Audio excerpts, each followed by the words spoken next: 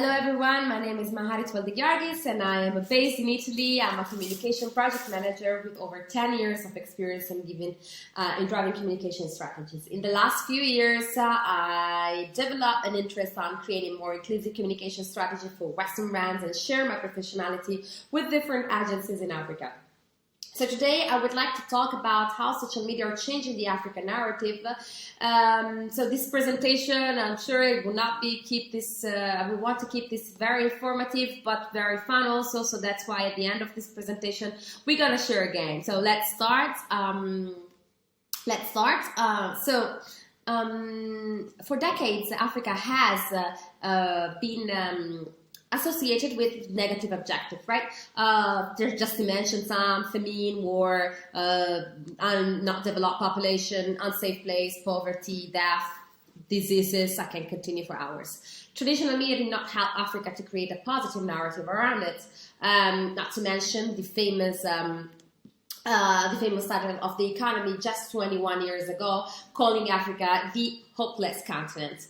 So a famous speech of a famous writer, Chimamanda Ngozi Adichie, has greatly inspired me and has simplified exactly the reason for the perpetuation of a wrong narrative towards Africa and Africans in general, right? I know some of her words. The single story creates stereotypes, and the problem with stereotypes is not that they are not true, but they are incomplete. They make one story become the only story. We don't have to be surprised if people in Western countries and in other countries in general still live by these stereotypes, but we do have to be surprised if the microphone is given just to one part, to enhance the single story narrative. Over the years, Africa has been told by foreigners without count bias, but what could have necessitated this act of a single story narrative which always presented Africa as a defeated species? To me, it actually really looked like a conspiracy to undermine the potential of African continent and Africans in general. And we never had the chance until the recent year to spread our voice. So the microphone of the narration has never been passed to the Africans themselves and give the opportunity to tell about their story and breaking down the defamatory and misrepresentative narrative about Africa. So what was missing actually? What was missing? Tools. Actually, tools allowed Africa to access a global stage and enable Africans to tell their own story. Social media, of course, play a huge role in that and enable Africa to tell their true stories, so multiple stories, not a single story. Trending hashtag ordinary challenge, taking voice towards misrepresentation of Africa, perpetuated by international brands, influencers, and I can continue. So today we can count on social media, as I said, by giving the ordinary people the space to share their normal situation, so their experience in their everyday life. That's helped to create a new narrative. In 2016, the number of active social media users in Africa rose to 129 million, 55% increasing compared to 2015.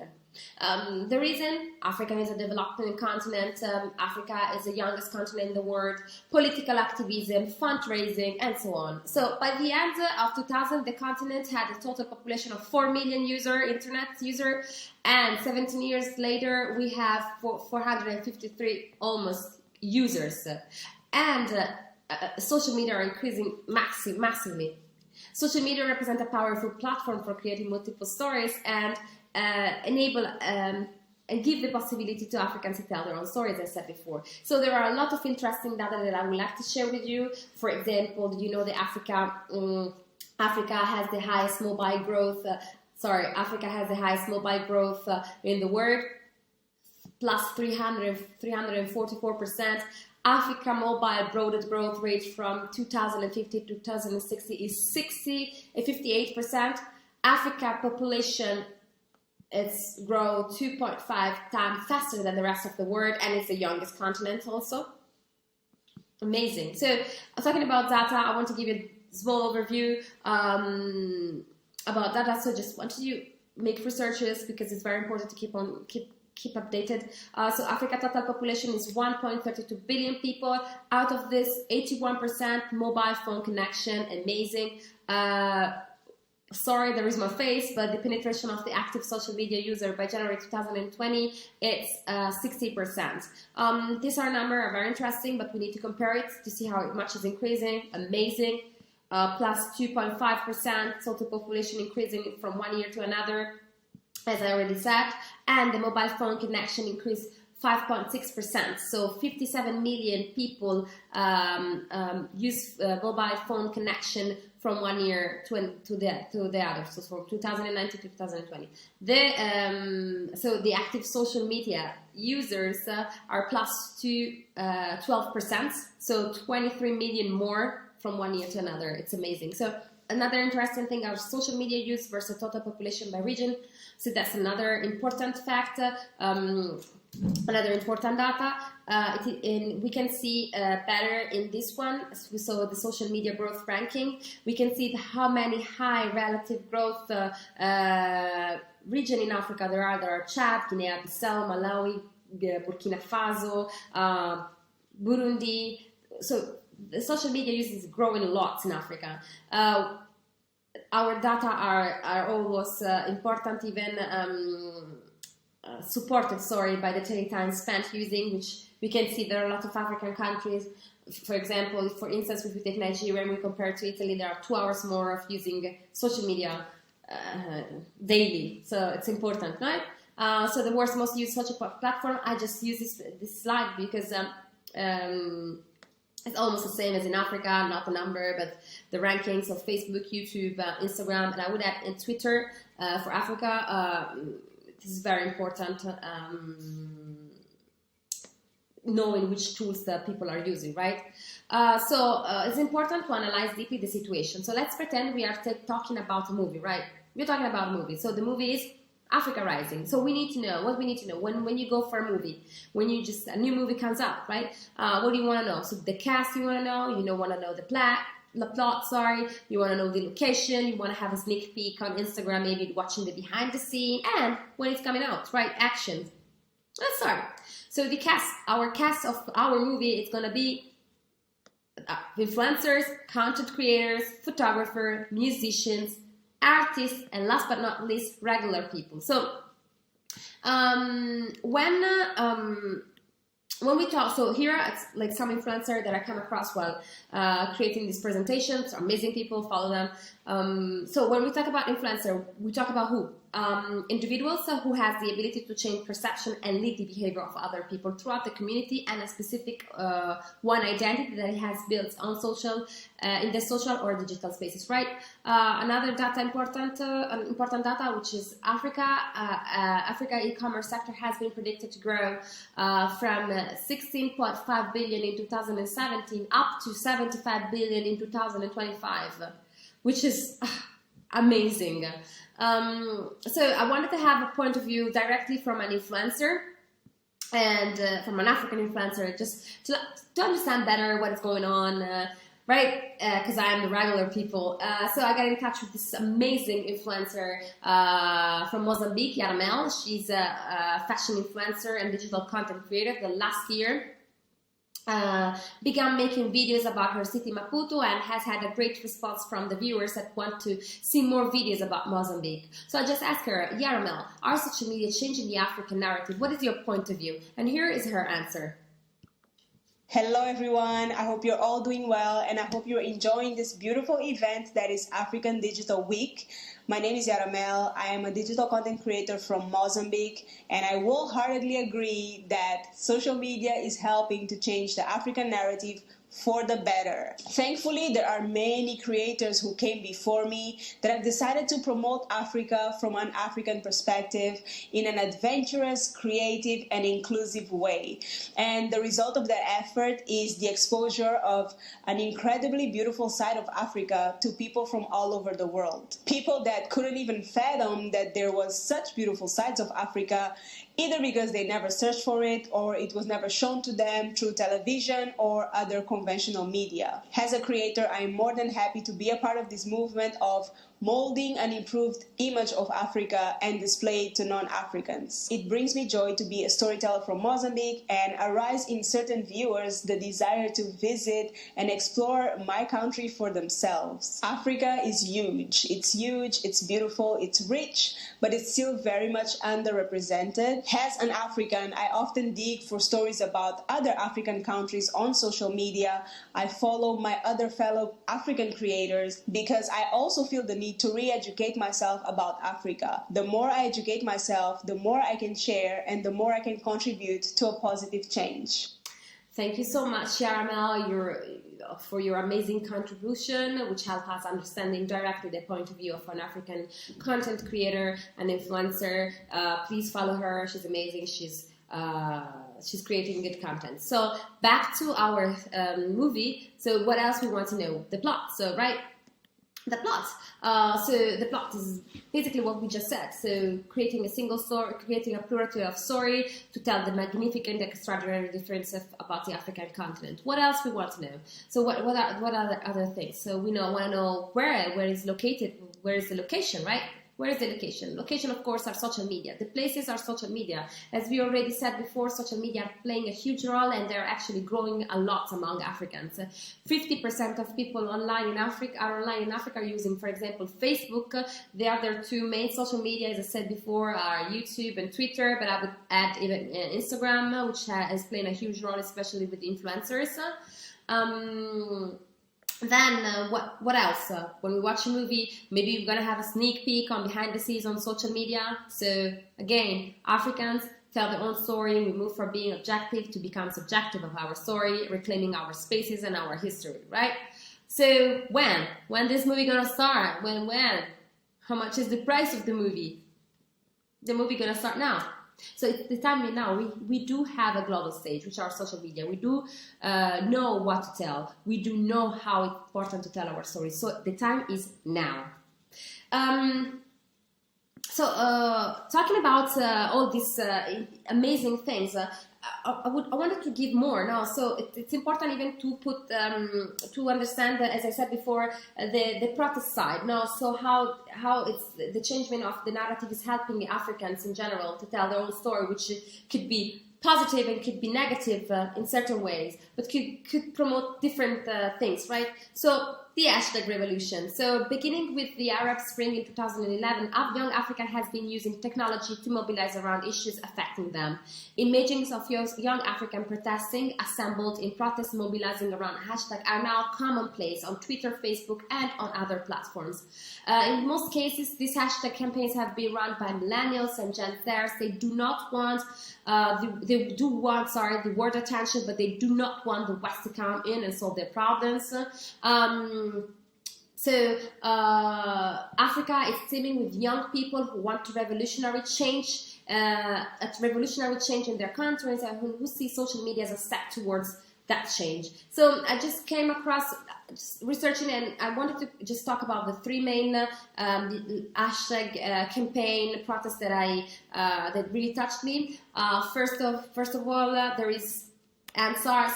The best known as the most recognized case on social media is AndSARS in Nigeria. The young generation armed with hashtag and willing to defend themselves have pushed Africa's crisis of injustice onto a world stage, right? So we all know the history about the anti-robbery, the SARS police, which was actually doing a lot of horrible things toward the population. So on October 3rd in 2020, a video appeared on social media, went viral for the wrong reason. So the clip filmed the killing of the young boy by SARS agents, and then they ran away. So people start sharing their experiences, especially diaspora, with the SARS on Twitter, on the other platforms, using hashtag AndSARS. So this hashtag became popular, let's say, and the protests moved from the street to social media. So the platforms, in particular Twitter, have played a fundamental role to raise awareness on Nigerian situation. They were mainly used for two reasons: coordinate protests and amplifying the voice of campaign internationally. The hashtag became so popular that even the Twitter CEO, Jack Dorsey, who supported the fight against SARS in Nigeria, had created an emoji with the color, here it is, with the color of the Nigerian flag, and amplified links to Bitcoin donation to fund the protest. On October 9th, on 2020, End SARS was the highest trending hashtag in the world, with 2 million tweets. Again, we have Bring Back Our Girls, another hashtag who went viral. On April 14th of 2014, members of a militia organization Boko Haram kidnapped 276 girls from the school in Chibok, Nigeria. Of course, the families went out to look after them, armed with the homemade weapons, but they were not able to find them. So young Nigerians went on the streets in Lagos to protest against the government's inability to find the victims. And actually, on April 23rd, a Nigerian lawyer, Ibrahim Abdullahi, who was tweeted the phrase during a speech given by the vice president of the World Bank at the UNESCO event, which we tweet "Bring Back Our Girls." So the hashtag went viral with the snap. Even Chris Brown, for example, here is a screenshot of his Twitter page. He tweeted "Bring Back Our Girls" and went viral, along with Michelle Obama. Had the support of a lot of people. The hashtag gained attraction in Nigeria that started trending. In 2 weeks, they become very popular and very trending, of course, on social media. So the protest has always also took place around the world, with around 75 protests outside Nigeria in front of the embassies. So that was an amazing thing. So here is a video, if you want to take a look, of Michelle Obama's speech about the Bring Back Our Girl protest. Last but not least, we have Shut It All Down Namibia. Namibia has been hailed for its stable democracy and consistently ranks as one of the least corrupt countries in the continent, which, if we have African here, listen to me, the corruption is a very big problem in Africa. But it was shocking. There was a shocking rate of violence against women in Namibia, and that was very disturbing because thanks to the Shut It All Down Namibia, which was boosted by young Namibians, including the photographer and digital content creator Lebus Ashikutova and the university student Berta Tobias. They were both shocked about the story of Shannon Westerfold found that in a horrible way. They started to create a protest called the Say Her Name protest, and afterwards Shut It All Down Namibia took off in a way that Berta couldn't even imagine. The campaign galvanized street protests across the country and drew unpredictable attention. The Prime Minister of Namibia herself said that the campaigners' demand would be prioritized. So I could go, of course, talking about other campaigns such as Gambia Has Decided, Tigray Genocide, Zimbabwe Lives Matter, and Anglophone Crisis, and I can continue, but just want to focus on 3. So, as I mentioned earlier, at the end of this speech, I promised to offer you a game. The game is called This Is My Africa. So, in a previous slides, I talked about the cast, right? So, the cast of our movie. Who was part of the cast? The people, regular people like us. So, I would like to invite you to make your contribution to the narration using the hashtag. Using the hashtag. This is my Africa 21. Please share the picture of a moment in Africa or something that you want to tell about your Africa, your city, your hometown, whatever. And let's use 2 platforms maybe so I can control it, which is Instagram and Twitter. And I will post monthly or every 2 to 3 months the process of the hashtag. So this game. Another thing, I just usually provide playlist for my articles, and I would provide you a playlist which is for this amazing speech. Techno, number 5 Techno, Pana, Kofi Olomide, Rosalina, Dorze, Ethiopia, Rofnan, Mafikizolo, Kona, loved it, and for South Africa, and Diamond Platinum, Kidogo, which I love it. Thank you very much for being with me. Another question, so our social media changed the African narrative? I say yes. What do you say? So thank you very much for being here with me. Thank you very much. Asante sana. Merci beaucoup. Bye. Ciao, ciao.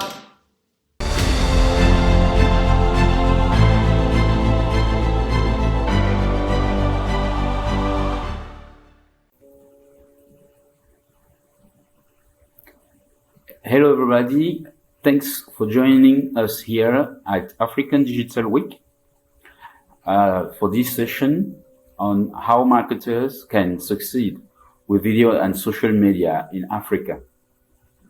I am Joseph Mbarga speaking from Cameroon, and I am glad to have you in this session, and I hope that our discussions are going to be fruitful. I'm a copywriter and a content marketing strategist, helping organizations and brands to have an effective presence on social media and to have efficient content. So without further notice, let's get started. We all agree that online social networking has grown to such an extent way that it is now the number one activity on the internet. On the other hand, video is an effective channel, continuing to increase in popularity and value. Here in Africa, data usage, including video and social media, is expanding with the democratization of smartphones and the expansion of 3G and 4G networks. We can see with these figures and graphics how the fact that the affordability of smartphones and the access to 3G, 4G's network give opportunity to video and social media to expand and to be available for people, for companies, and for brands. At the left, we have the forecast of the number of smartphone users in Africa till 2025. And we can see how those numbers, how the users are going to increase. This is already, and this will continue to be a constant increase. The other important point at the left is the fact that the 3G, but also the 4G mobile wireless penetration is also expanding. It outweighs the risks. It's important when we get in touch with organization or brands or companies for the first time when they are considering going to social media or using video. It's important to let them know that they will have more benefit than the traits that are going along with the presence on social media and the usage of video. Because I have myself experienced the fact that organization, company, corporation are sometimes afraid to take the risk of going on those channels because of many threats like account hijacking that can have an enormous cost for companies, for brands, because of negative conversations going around on the internet and especially on social media. and those negative conversations can even hurt brands or company. And because social media can just look as a chaotic space on which it is difficult to find its way. What we have to show to people, to brands, to organizations is that the social web is an agile and a direct space in which they can be in touch with their users, with their customers. They can carry variable conversations and get insights, relevant insights from those conversations.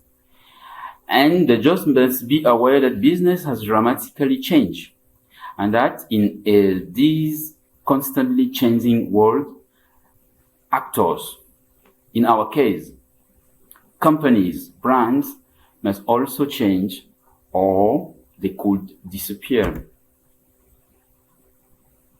So, why video and social media are crucial to business in Africa today?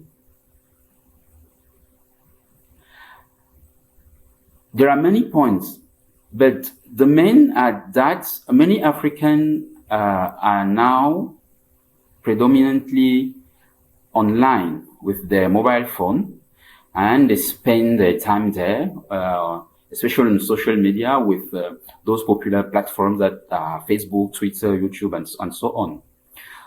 So it is important for brands and organization to find them on this platform, to find them on those places where they are already present. Because if they don't do so, some other people or some other entities will do it for them, and maybe it will not be at their advantage. And also another point is that many people are considering that social media and video is the best way to learn about new products and services.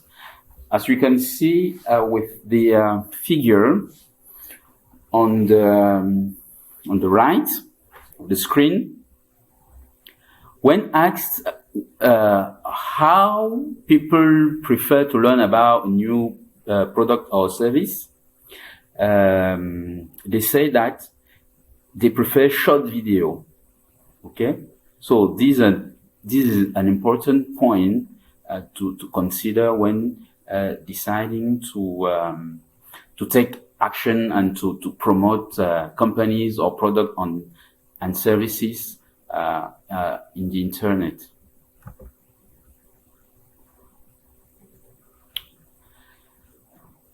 So another question can be why video and social media are really perfect for business.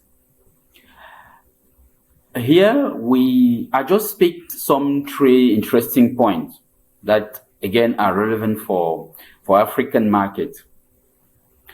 The fact that the mobility, okay, the fact that here in particular, internet access has spread thanks to smartphones, okay? So in a context of mobility, very important. The second point is that people can easily adhere to the idea of creating content for brands. This is the user-generated content on the various aspects, text, audio, images, or video. And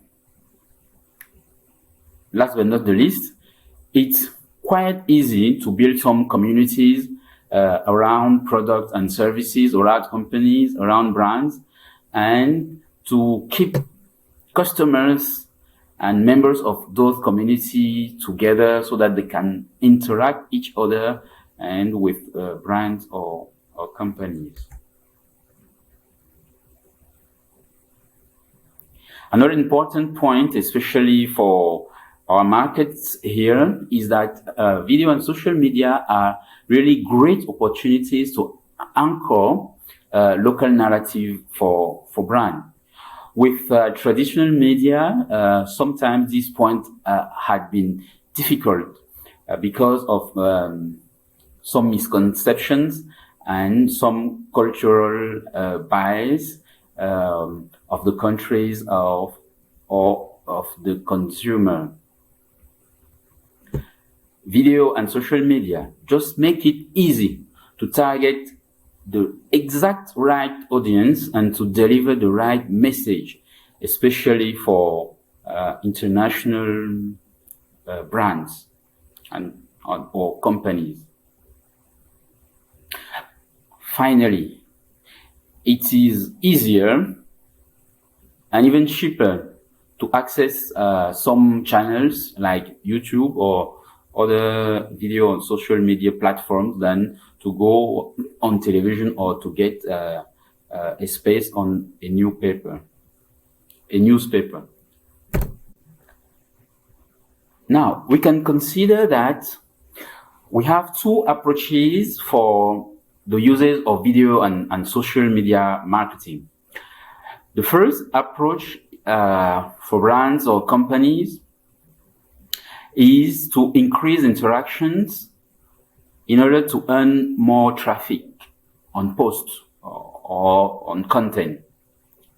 The tactic here is market intelligence, while in the active approach, tactics are promotion or could be promotion, games and contests with the aim of communicating with people on various platforms and pushing them for engagement. So let's stop and see how to successfully engage audience in Africa. We all know that social media allows brands to be authentic for users, prospects, and customers. So while the brand's voice should align with business value, the content must be rooted with users' culture to foster their engagement. That's why, in order to create video and social media content that appeals to customers in African markets, which is market we are focusing in, it is crucial to know elements that target audience can quickly relate with. For example, here we have we selected three elements or three ways we thought that brands can supercharge content creation for video and social media when speaking or when targeting African markets. The first one is that, or the first element, people should quickly be able to identify with characters and other people that they are seeing or listening on the video, the audio, or the image. The second point is that the brands, the companies should harness the power of storytelling to capture audiences' interest, because people like stories, people like interesting stories. And the third point or the third element is that whenever possible, transcreate or localize content, especially when content has been created to cover many countries. Other important point to consider in order to succeed with video and social media. The first one is that at the beginning, the focus should not be on the tools and technology to use, nor to the channels on which to be present. In fact, video and social media deployment start with a plan resulting from the definition of a relevant brief. To be successful, video and social media marketing initiative must be aligned with business objectives, and the implementation must never be confused, will never confuse strategy and tactics. Okay? There is a huge difference because between the strategy and the tactics to implement. So when working with organizations, we come up with a framework that can help planning and writing a relevant brief. It's like a maturity model with 4 steps. So the model has 4 steps, starting from when the company or the brand decides to use social media or video.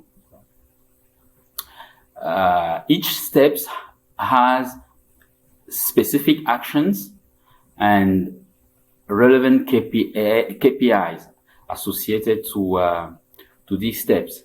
And of course, there is an objective for each step.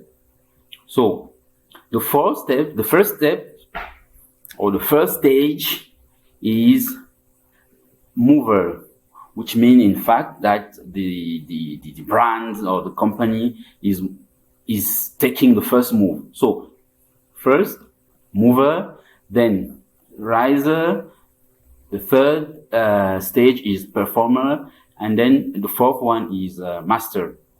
So let's take the first stage, mover.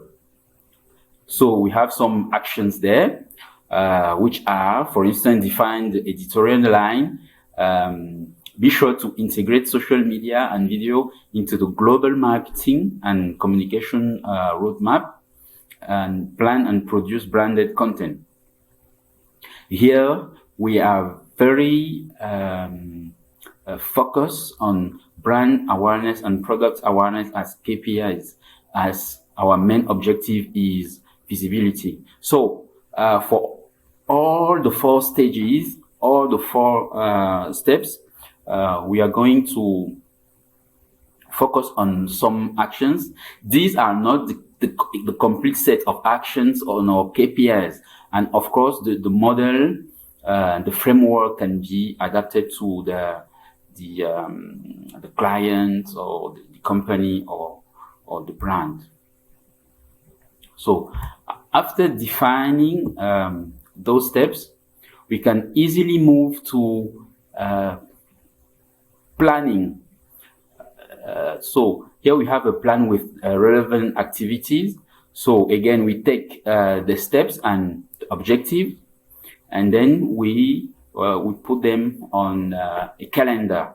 For instance, here we have the 2 first steps, okay, with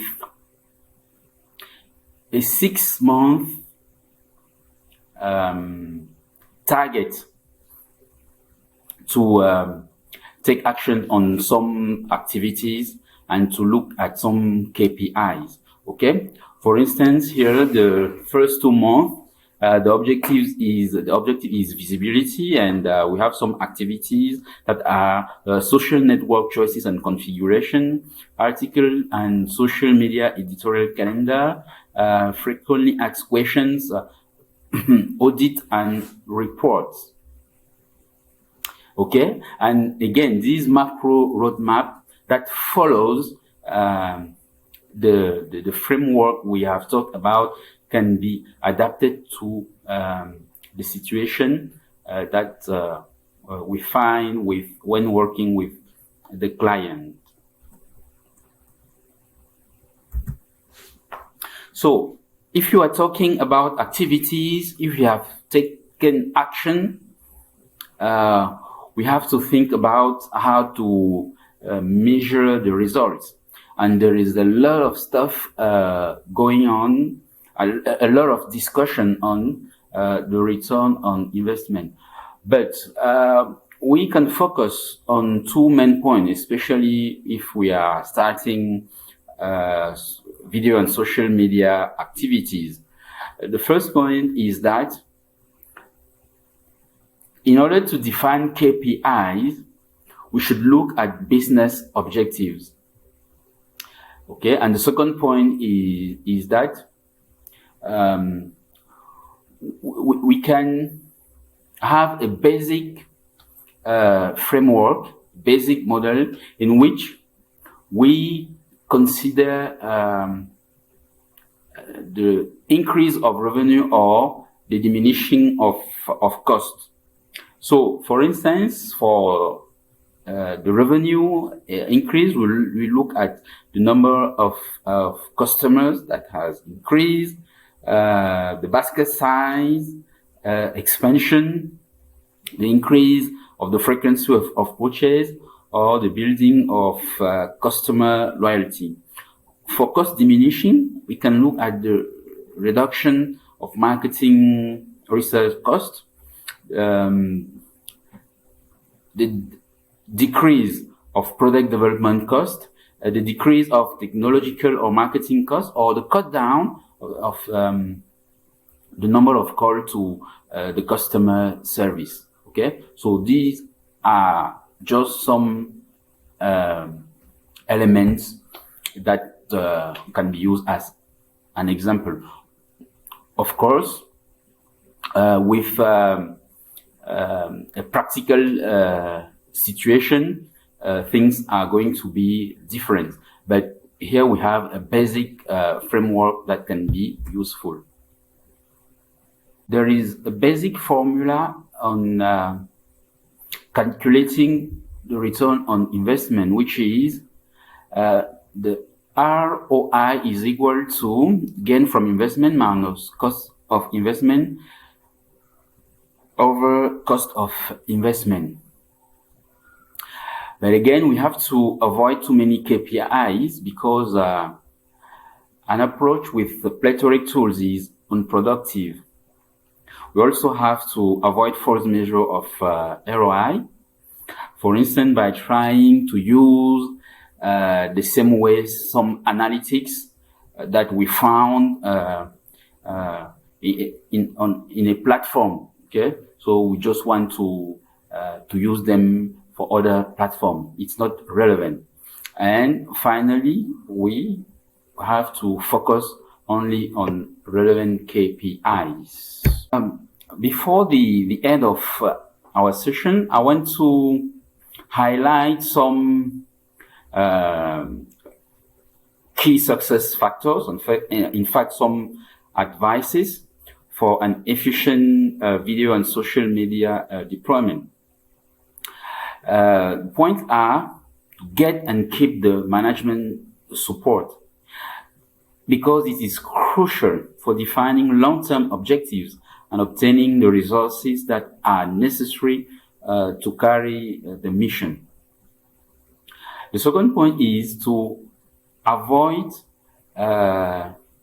silos when building teams that are going to be involved on social media and video activities.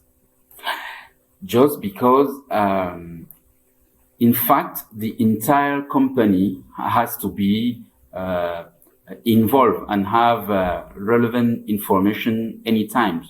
Why? Because users are looking for solutions and interaction regardless of the touch points or company department. Finally, it is important to adjust and adapt the strategy.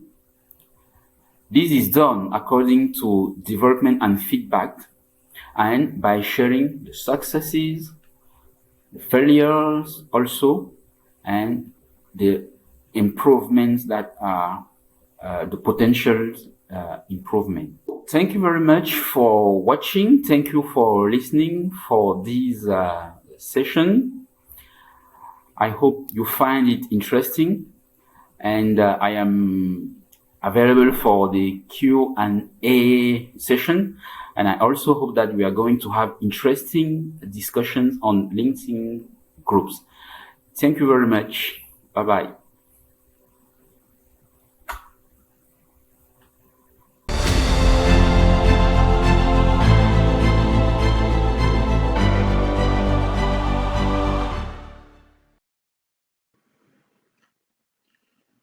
social media your best tool or worst nightmare?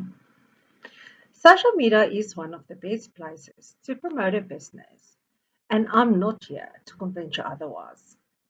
I'm not a marketing expert, but in my line of work, I've sat down with some of the best marketeers out there. I'm here to tell you about the unseen dangers when it comes to social media to avoid turning it into your worst nightmare. Remember that technology, including social media, can be used for good, but it can be used for evil as well. And it's been said to be a hacker, one needs to think like one. So let's find out what is on the mind of X. I am what a cybersecurity professional would refer to as a bad actor, a collective term for online criminals, but you may call me X. Online, I can portray myself as male or female, young or old, and of any origin. Or I can just be the faceless person that penetrated your network or your life. I become what and who is needed to get the job done. I didn't even finish school, yet my paycheck can reflect millions if I am lucky. The internet has provided me with free training, teaching me how to hack. I never was much into the whole IT thing, but that has changed. I once had a great job, but after just 3 months, they let me go. Cutbacks were needed, they said. But lucky for me, I found a way to make them pay. First to pop up in my search is the company's marketing director, and from what I can remember, she was one scary lady that everyone feared.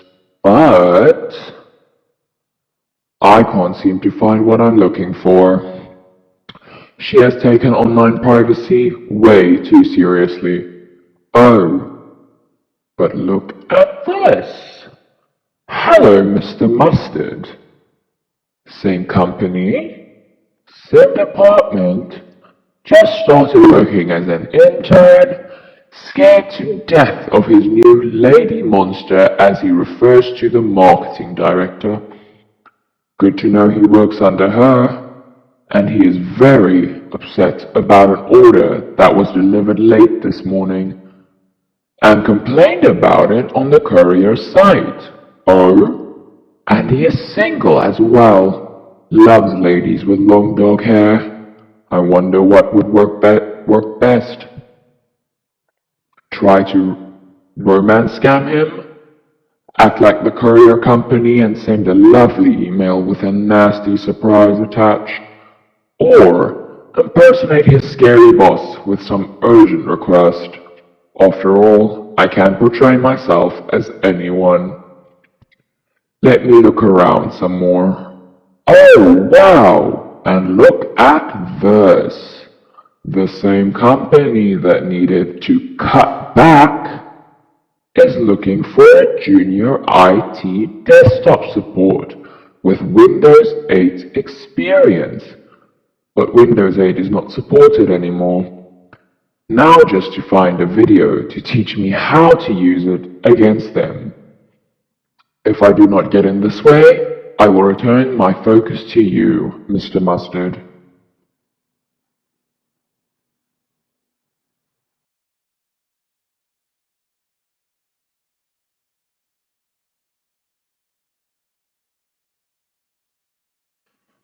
Today, I want to bust the top 10 myths that bad actors want you to believe.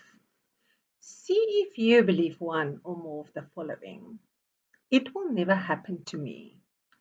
My strong passwords ensure my safety. The websites I visit will never infect my computer with malware.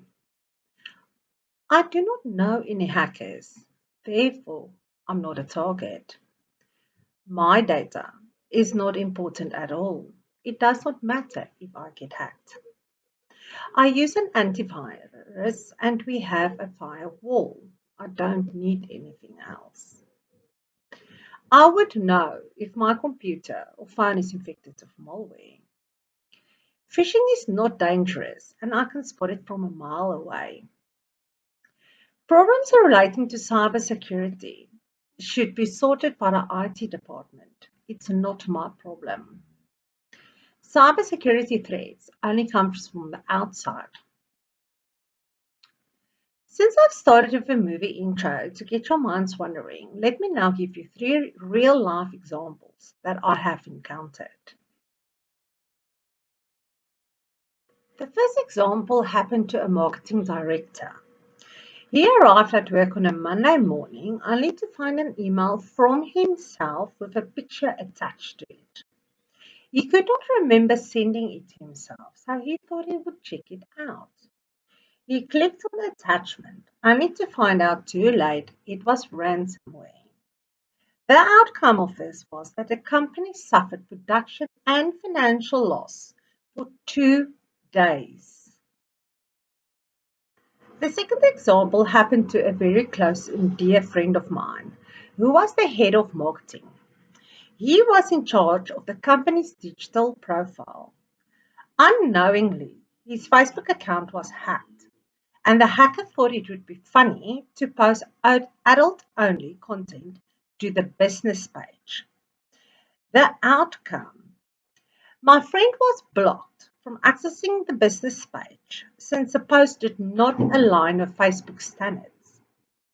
In this case, it was a two-way win for the hacker, because not only did he gain access to his victim's account, but he also caused damage to a company's online profile. The last example happened to a marketing officer, a normal plain Jane that kept her head down and worked as hard as she can. She thought it was a great idea to increase the number of connections on LinkedIn, only to fall in love with a hunk, which portrayed himself as a marketing guru. Long story short, he offered to help her with some work, and she granted him access to her work notebook. He then stole confidential data and tried to sell it to their competitors. Luckily for the company, the competitors informed them about the deal, but sadly for the poor lady, she lost her job and her reputation suffered a great deal. Since the scammer did not make any money, he trolled her to get revenge. And before you crucify this poor lady, it took the scammer more than 6 months to gain her trust to be able to do what he did. Now I want you to place yourself in their shoes. What will happen to you? How would falling victim to cybercrime affect your job and reputation?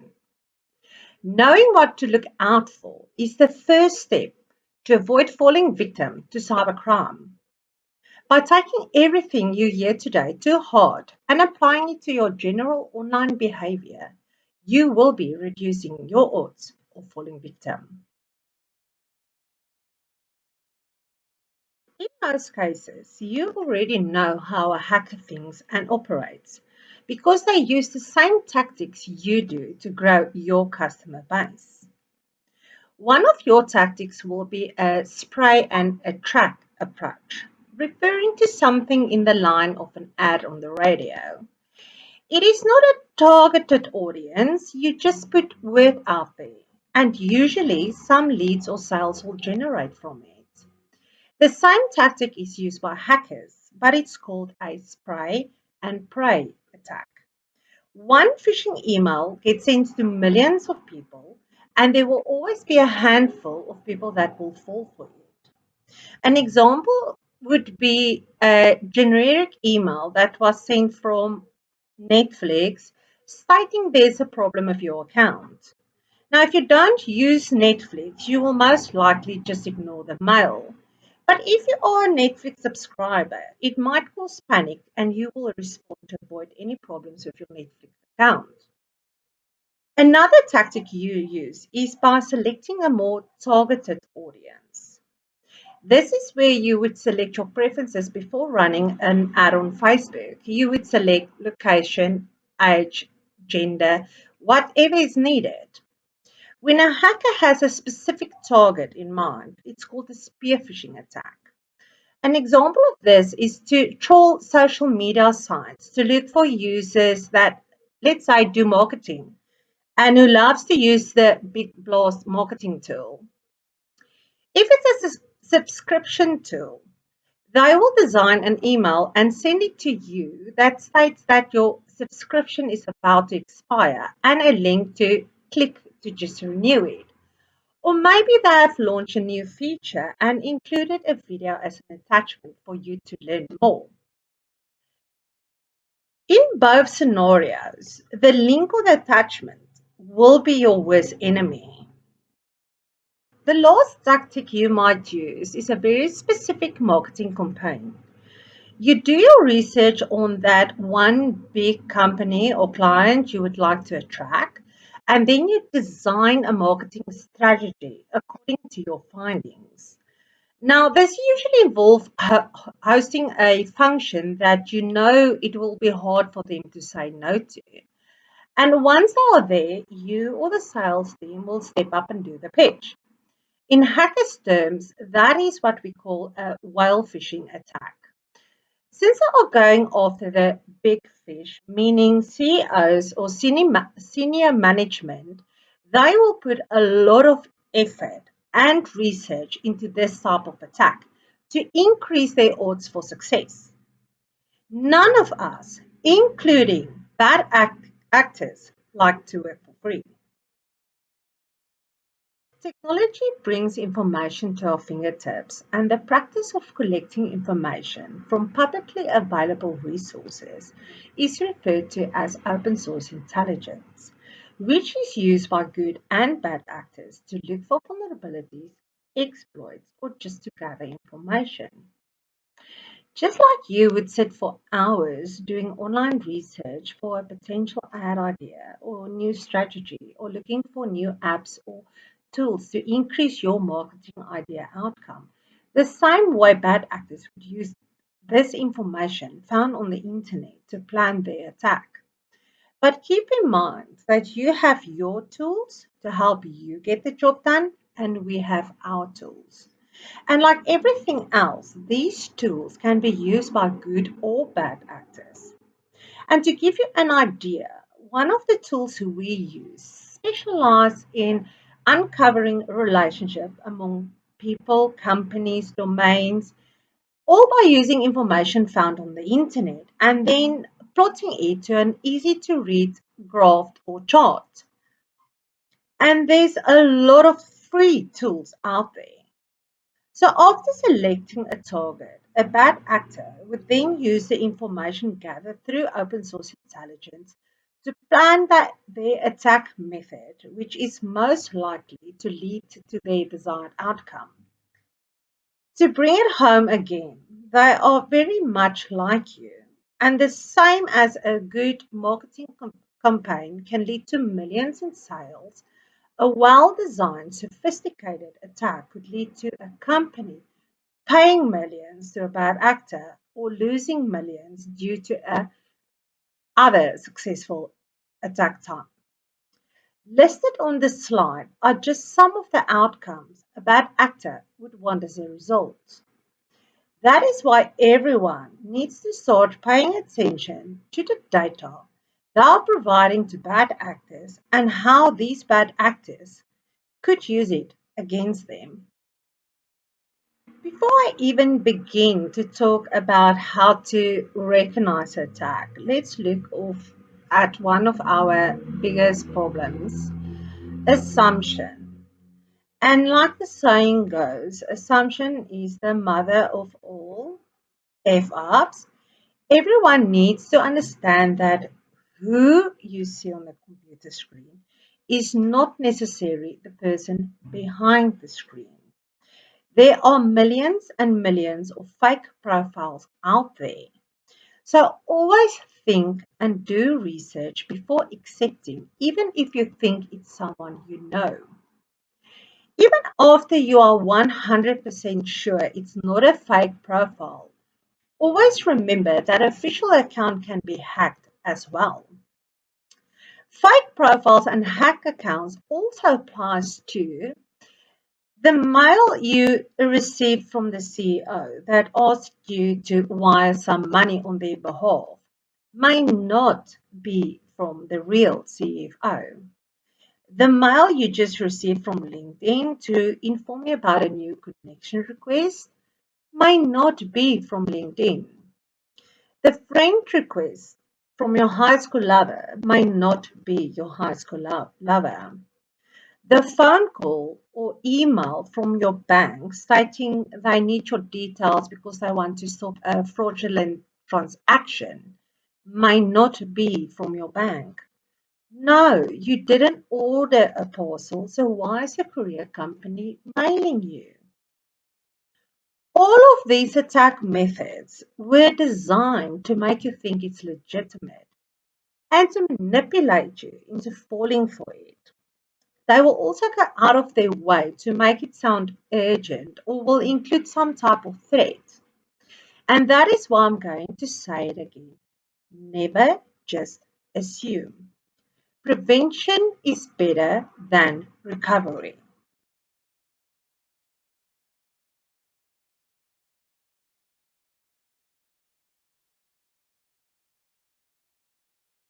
We need to understand that everything we post on the web will stay there until it is removed by someone, and then it's not 100% guaranteed, since anyone can download, screenshot, or record anything at any stage.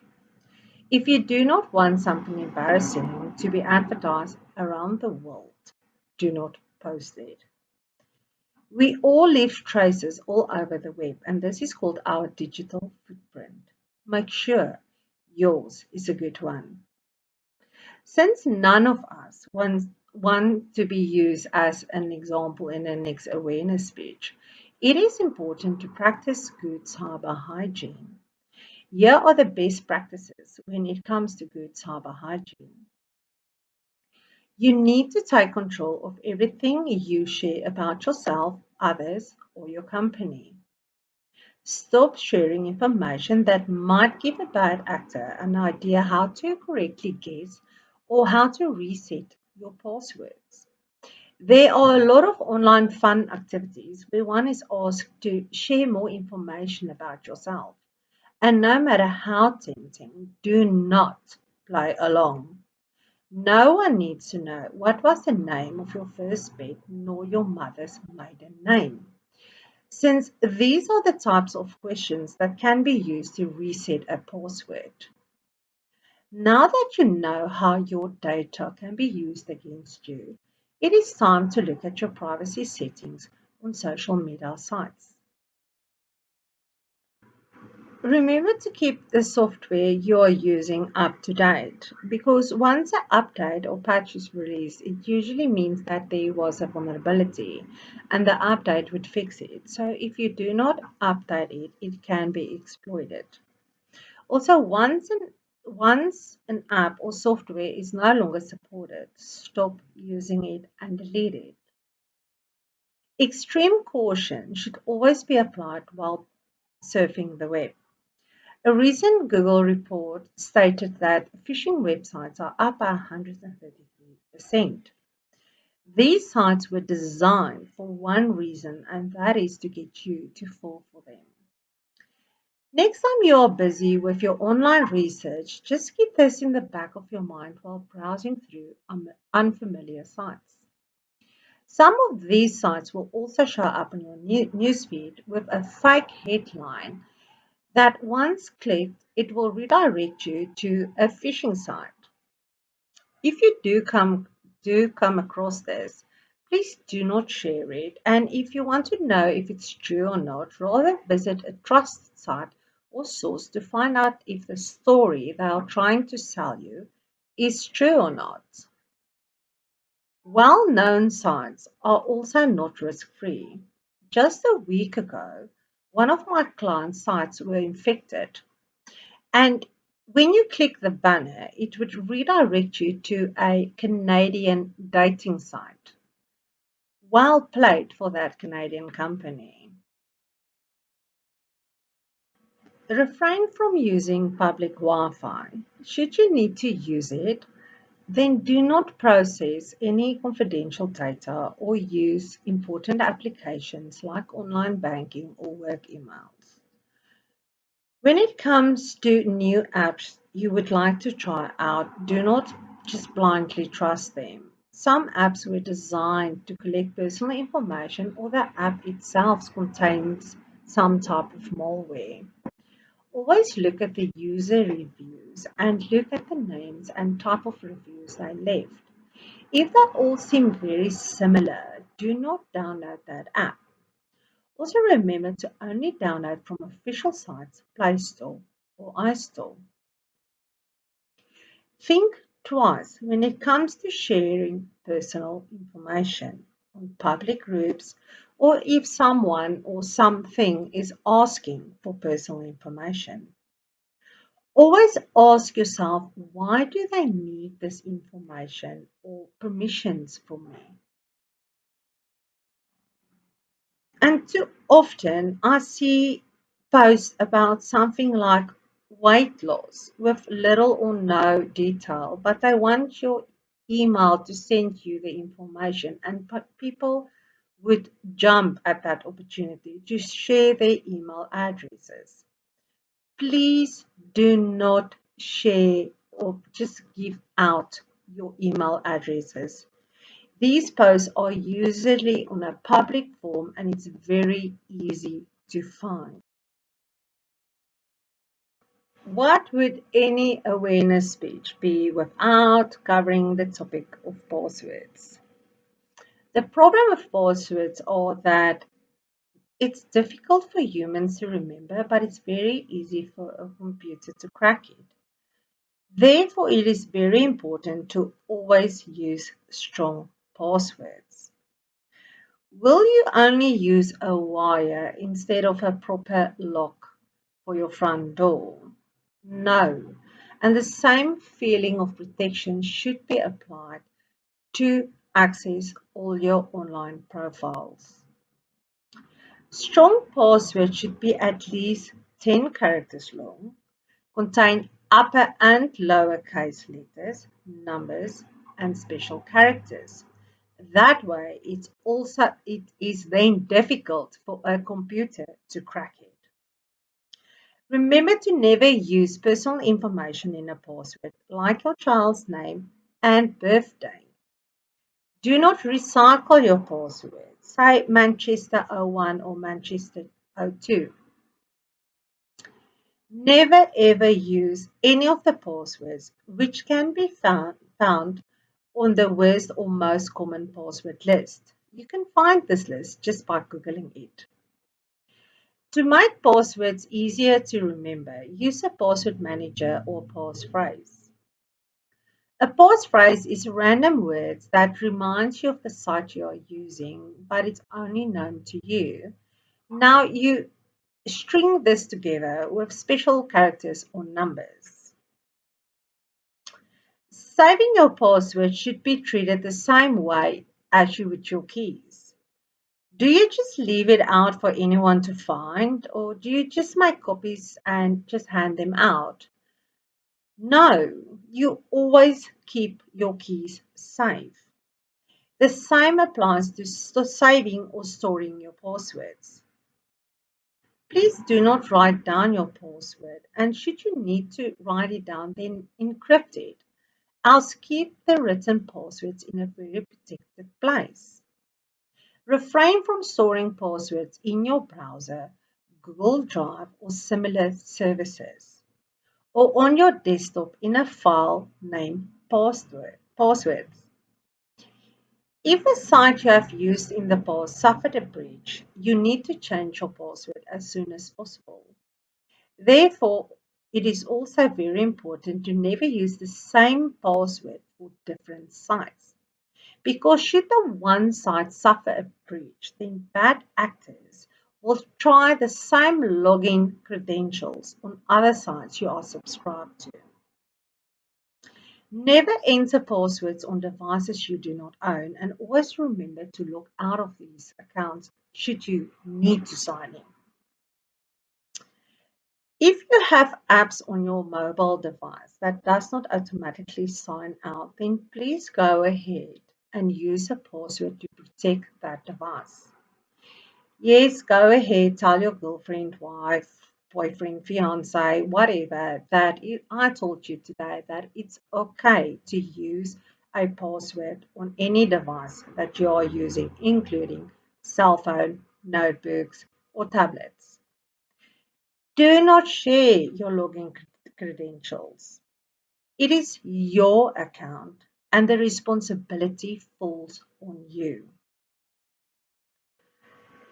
Two-factor authentication only refers to two different ways a user must prove that they are authorized to access the account. Now, this can be a password and a token, a password and a fingerprint. It doesn't matter. It's only two different ways.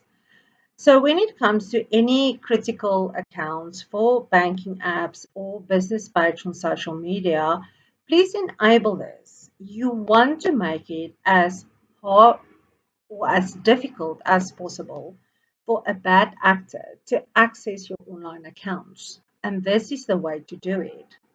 When you use a strong password and two-factor authentication, it's like adding a feather of a phoenix and a drop of dragon's blood to your password.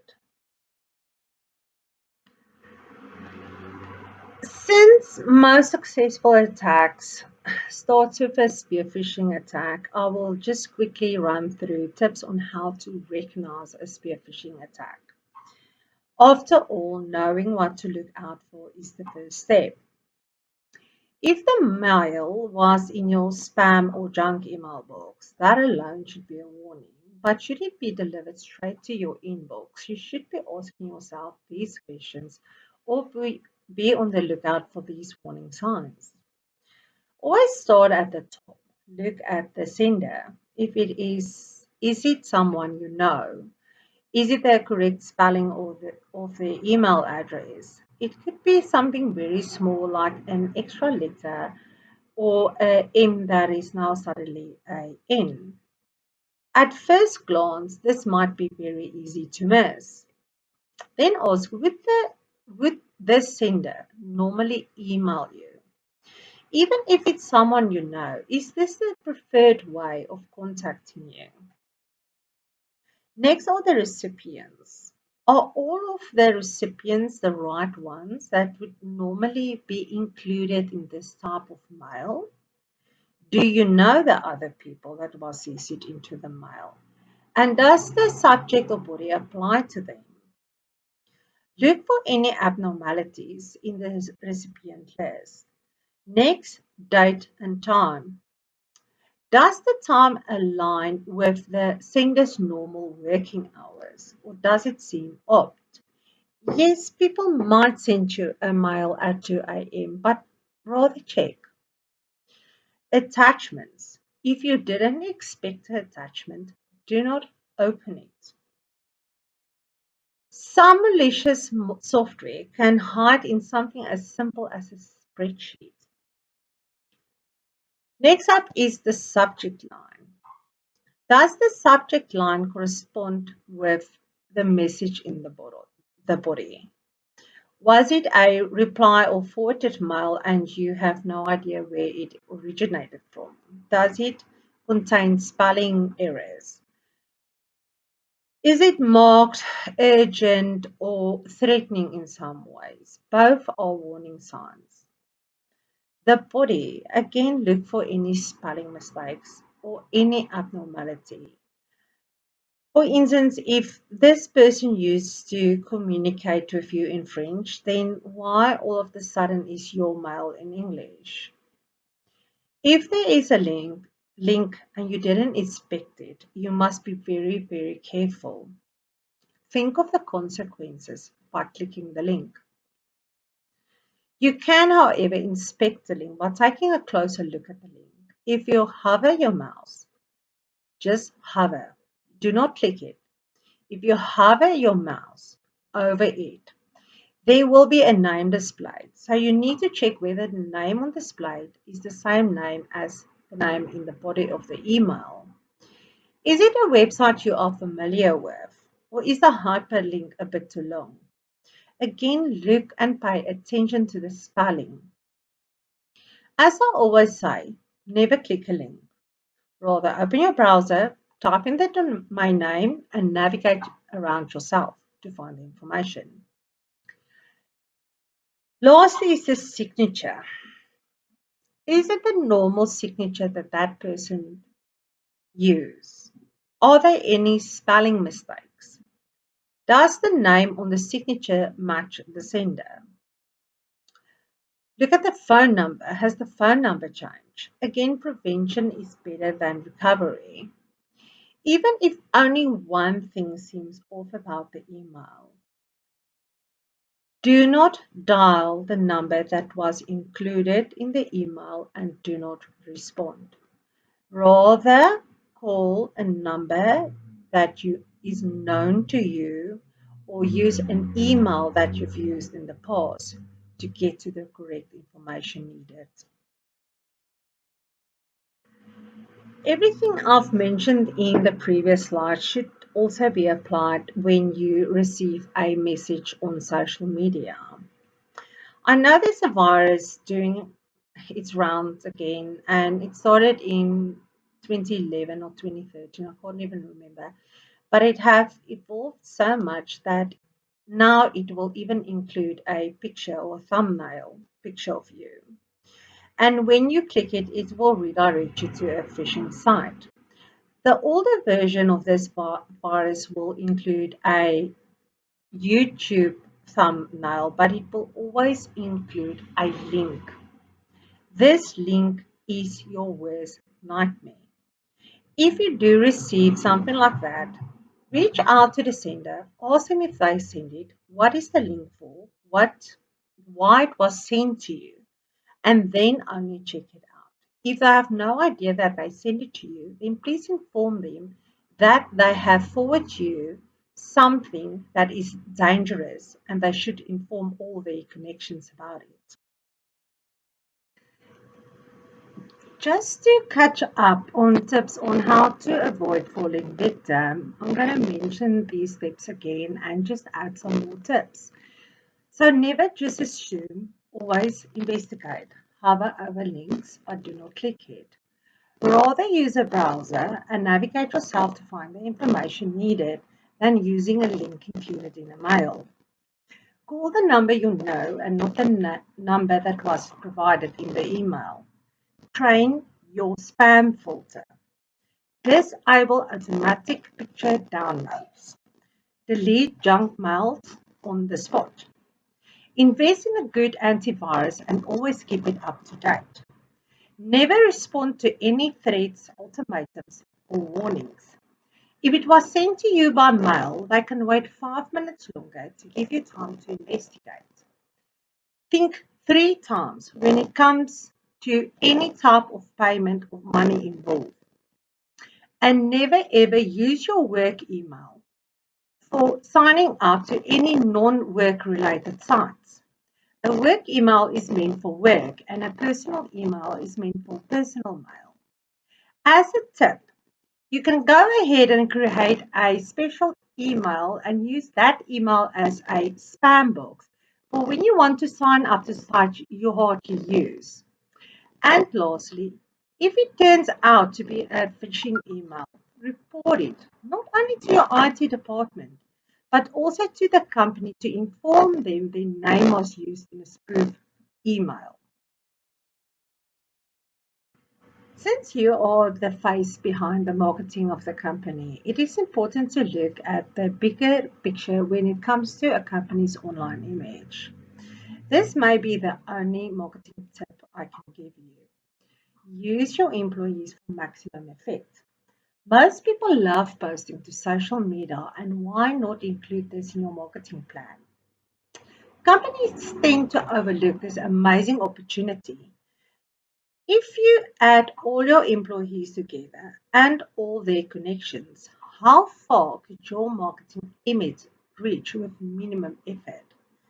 But keep in mind the dangers I've mentioned.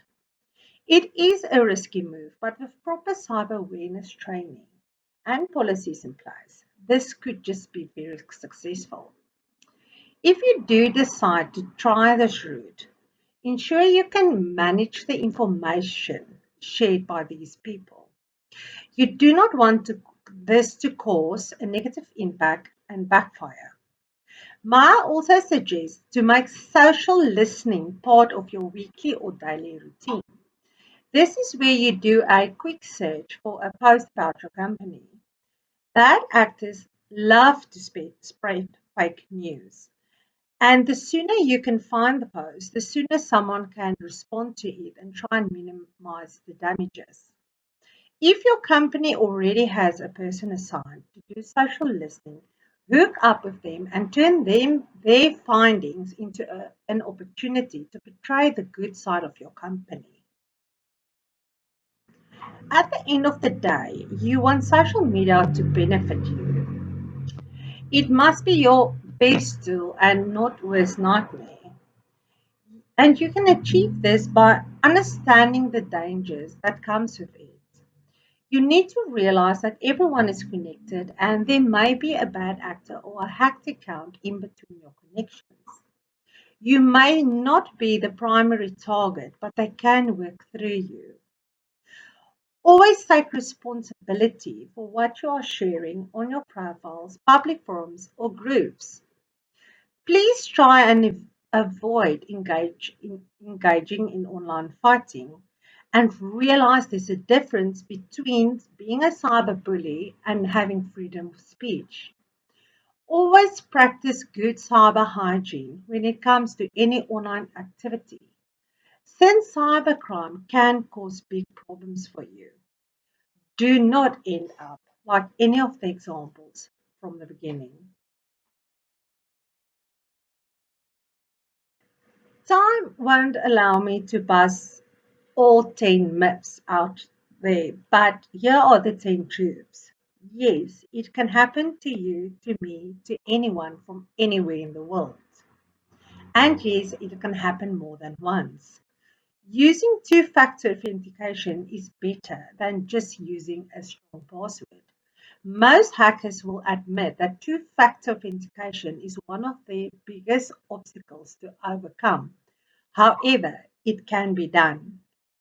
Trusted websites can also be infected with malware. Not knowing any hackers is not a good enough reason to feel safe.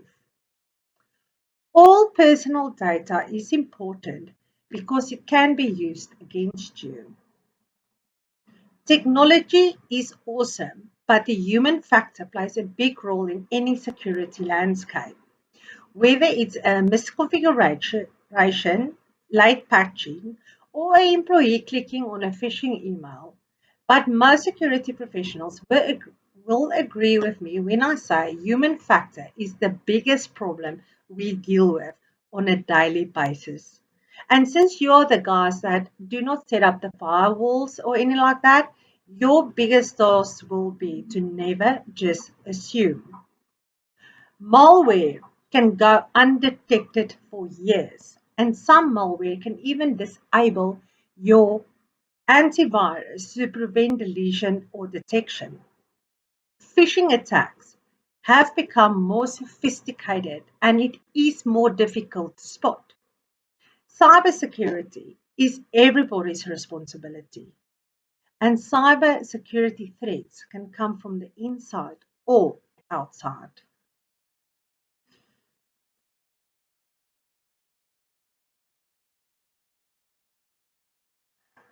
I do hope that the little I've covered today will help you in the future. Cybercrime and social media are here to stay, and remember, anyone can turn to the dark side at any time.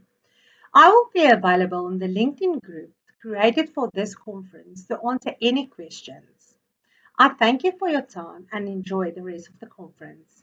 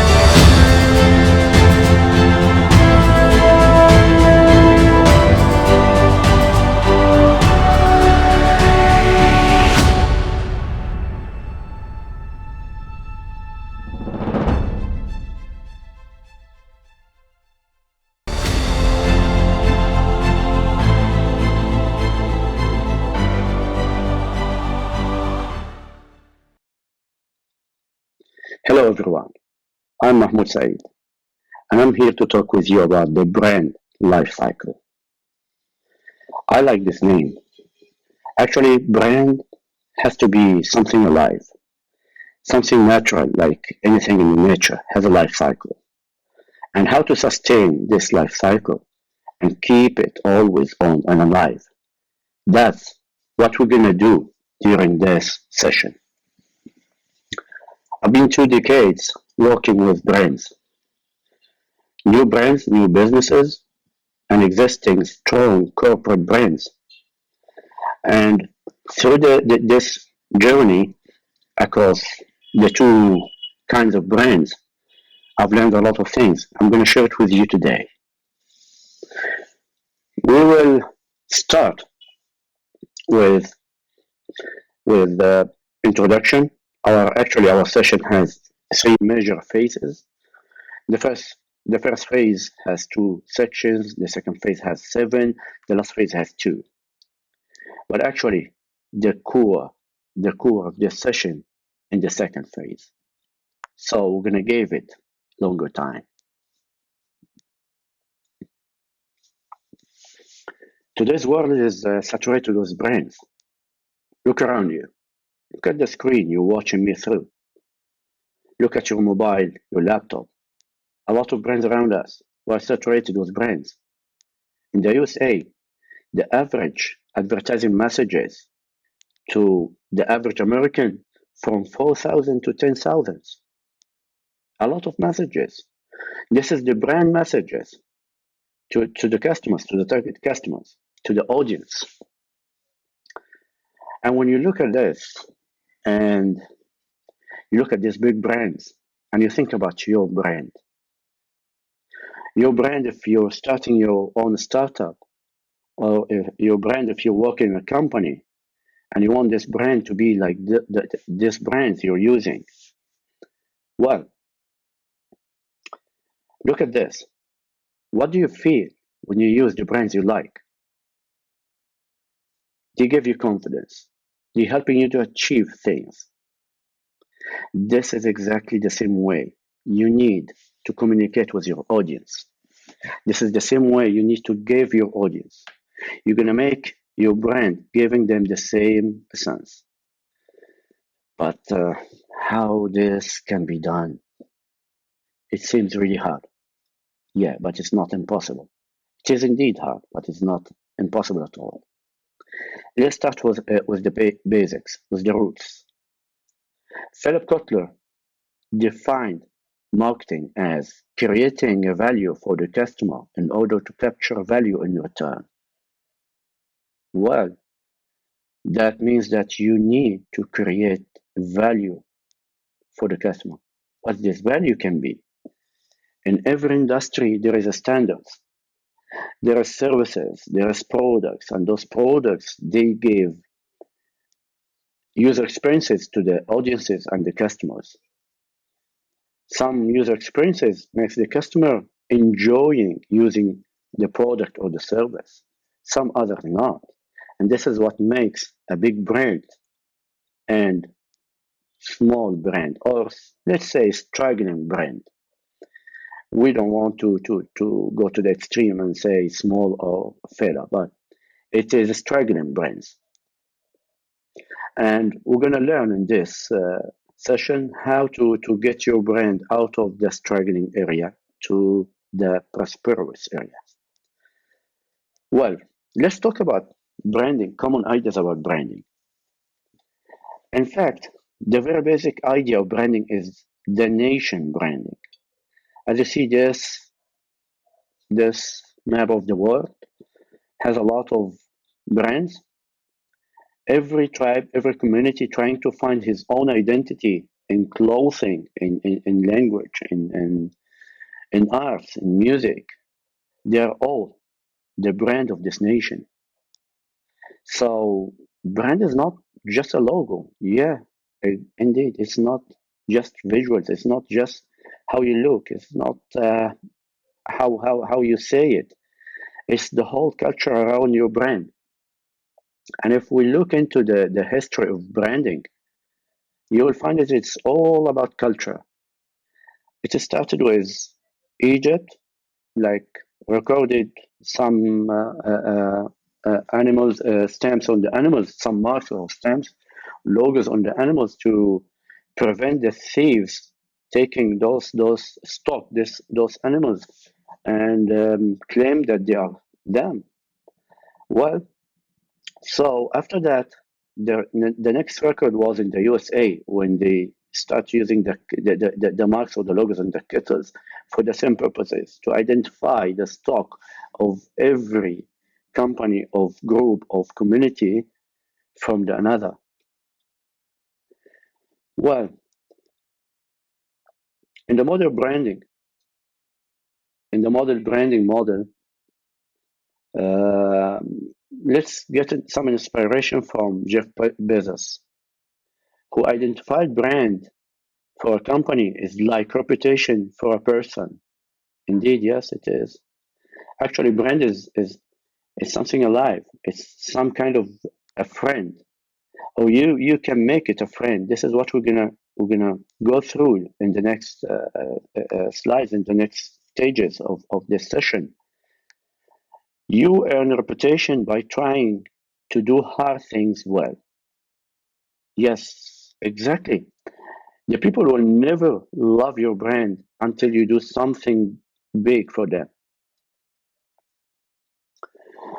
A lot of people online, a lot of definitions for brands online, or brand or branding. There is actually all of them are right. But I've gone through very highlighted ideas, very, very sparkling ideas online, such as the one for David Ogilvy, the father of advertising for sure, and some other ideas for Marty Numer, who decided to start what is brand is not is. A brand is not a logo. A brand is not an identity. A brand is not a product. Exactly, it is not one item of them. Actually, it is all of them. And those ideas, you go online and you keep navigating ideas to understand what's brand. And I believe that you're going to reach the same results, which is brand is a name connected with set of ideas and which has advocates among the fans. If your ideas doesn't have people around it, it is not a brand yet. You need to find fans and advocates among those brands to protect your brand, to talk about your brand, to market your brand, to talk about the experience and the confidence this brand giving them. Altogether, creating a certain culture for the brand.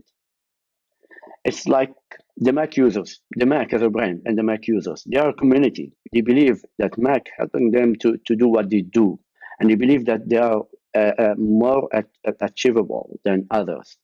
And in fact, I've gone through some insights that Mac users are really more creators or faster achievers than others. But whatever, still the other brands, they have fans and they have advocates too. So it's not about your brand to be the best, to be the most creative, to be the biggest, to be the longest. No, it's about your brand and the community and the culture between the brand and the community. This is what you need to create with your brand. But why you do branding? This is a very important question, and I think most of you professionals, they're starting new businesses or working on big businesses already. And why you go for branding? Why don't you save this cash?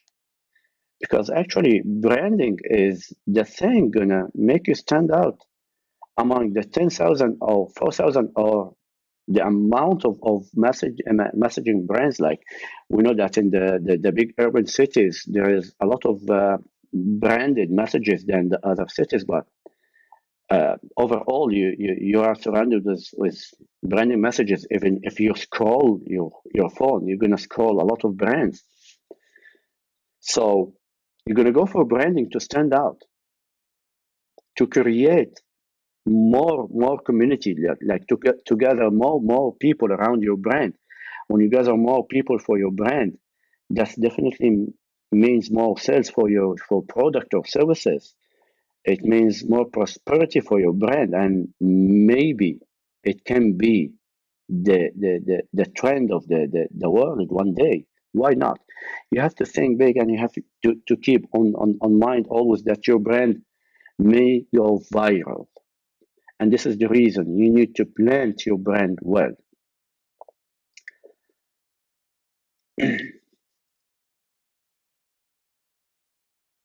The brand life cycle, how it starts, and how it can be sustained, and how you can repeat the pattern of success again. Well,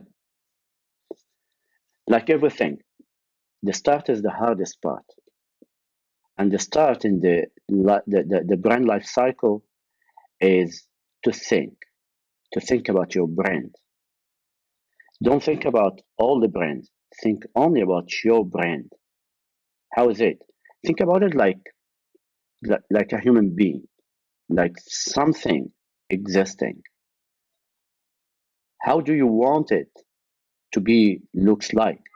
How do you want it to speak like? How do you want it to communicate like? Do you want it luxurious, exclusive, or you want it friendly and familiar? And after that, when you finish thinking, you're going to go into design to design how this brand looks like and how it works. And this is the most important thing, because design is not only how it looks like, it is also how it communicates with people. And always remember that it is about the people. So you're going to make the brand for the people, and you're going to communicate the brand with the people, and you're going to create it to be beloved by the people. And the people here, in a professional sense, professional marketing sense, we mean the target customer. Well, how to think about your brand? In this stage, I prefer that you think on your own. You have an idea, or you have a set of ideas around your brand.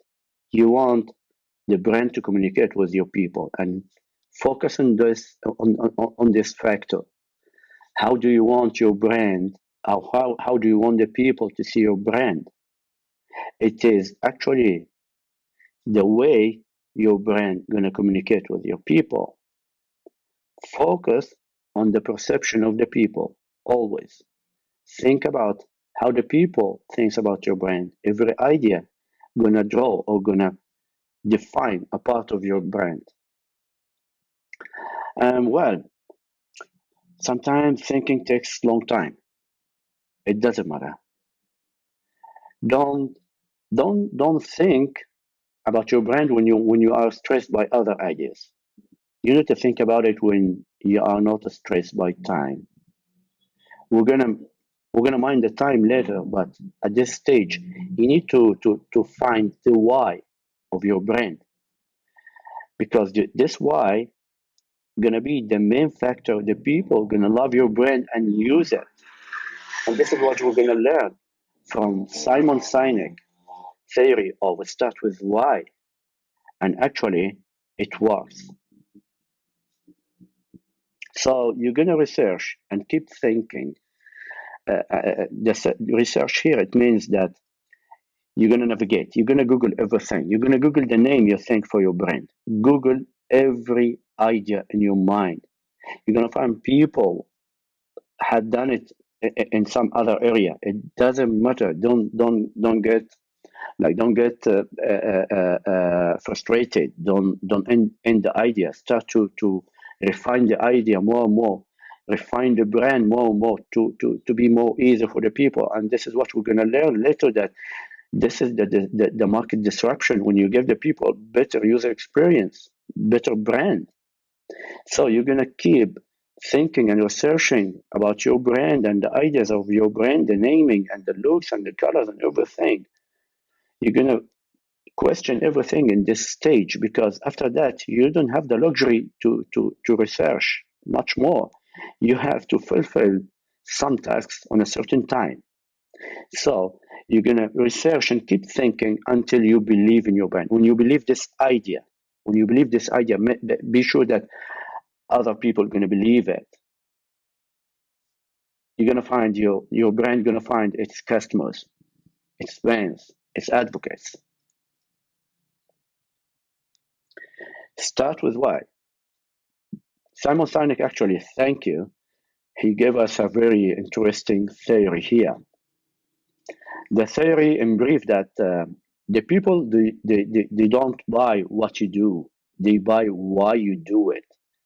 And he connected the theory, or he proved his theory through a biological theory, that the limbic brain responsible of the part that's responsible of all our feelings, trust, loyalty, human behavior, decision making, and it has no capacity for language. What does it mean? That like when you love something, you cannot express why you love it, but you love it. It just makes, it's like chemistry. Yeah, indeed, it is. Like when you think about why you love Apple, like I'm using Apple devices, but I cannot actually define why I love those devices more than I feel like they're giving me confidence. But actually, they're giving me much more than confidence. They're giving me an enjoyable user experience, maybe. And back to Simon Sinek's theory, the Northox brain, responsible for our rational, analytical thoughts and our languages. And this is how you think what. And Simon Sinek here is saying that actually all the brands, all the companies on earth, they know what they are doing, but they lack to know why they are doing it. So in the thinking stage of building your brand, you're gonna actually find the why. You're gonna start this business, you're gonna start this brand, and you're gonna believe this why, and you're gonna connect this why and this belief into your brand. And the first people you're gonna start those ideas with is your team, because when you hire your team, you're gonna give them the why, and this is what they're gonna help them to wake up every day and do and work for your brand, and making this brand more communicative with your audience, with your customers, with your people, with the community.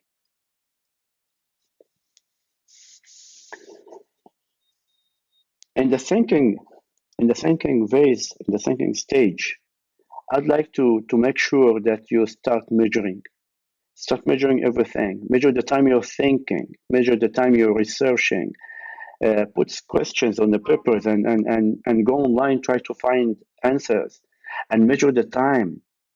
Because when you start measuring from now, actually we're gonna keep measuring all the journey, all the life of the brand, because measuring, giving the fourth dimension of things, giving to the things, giving the time, how the things getting changed by time. So after a while, when you look back to your journey, you're gonna find numbers for every action. You're gonna find time it consumed and resources and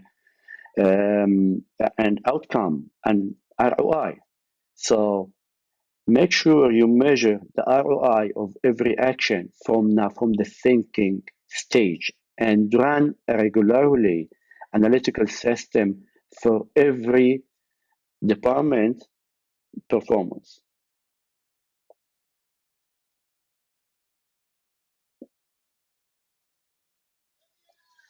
And then you're gonna move to the design. You're gonna design your brand, and I get actually inspired every time I read this quote for Steve Jobs.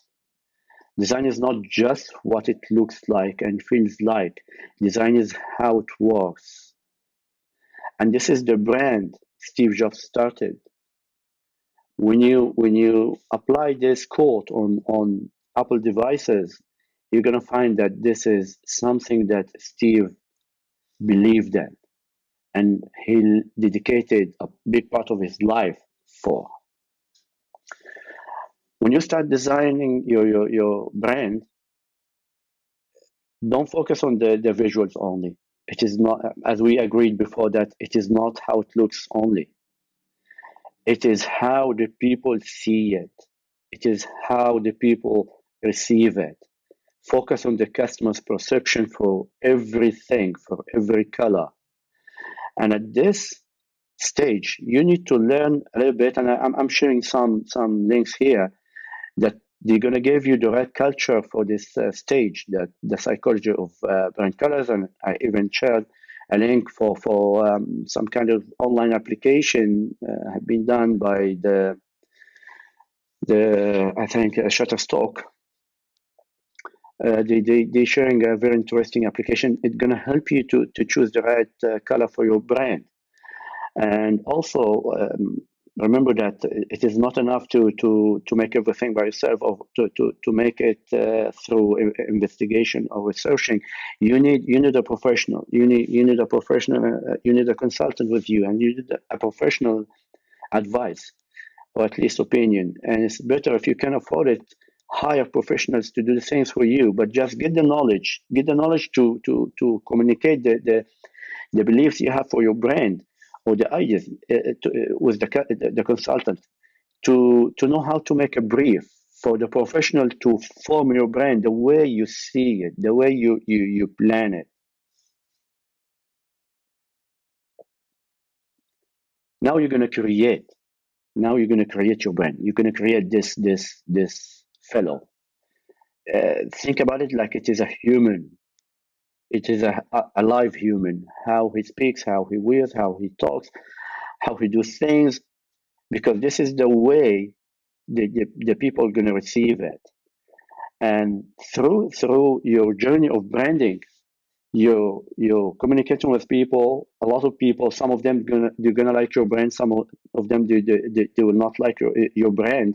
And actually, you're looking for the people going to like your brand, the people who believe, the people who believe the same ideas as yours. When you're hiring, you're choosing the people who believe the same beliefs of the brand, so they can speak out this brand. They can represent the brand. They are actually the first ambassadors for your brand. So you work with the people who believe in the brand, who have the same ideas, who believe the same beliefs, and also you make business and you communicate with the customers and your fans, your customers, actually the people who are thinking the same way. We're doing business with the people thinking the same way, and this is the only way you guarantee that the business sustains and lives and continue and make a success. When you create your brand, you're gonna create the tone of voice of the brand, how the people, how the brand replies. And every element, you're gonna document it. You're gonna try to document it, and you're gonna make it in the very easy way that everyone of your team understand well and can do it well.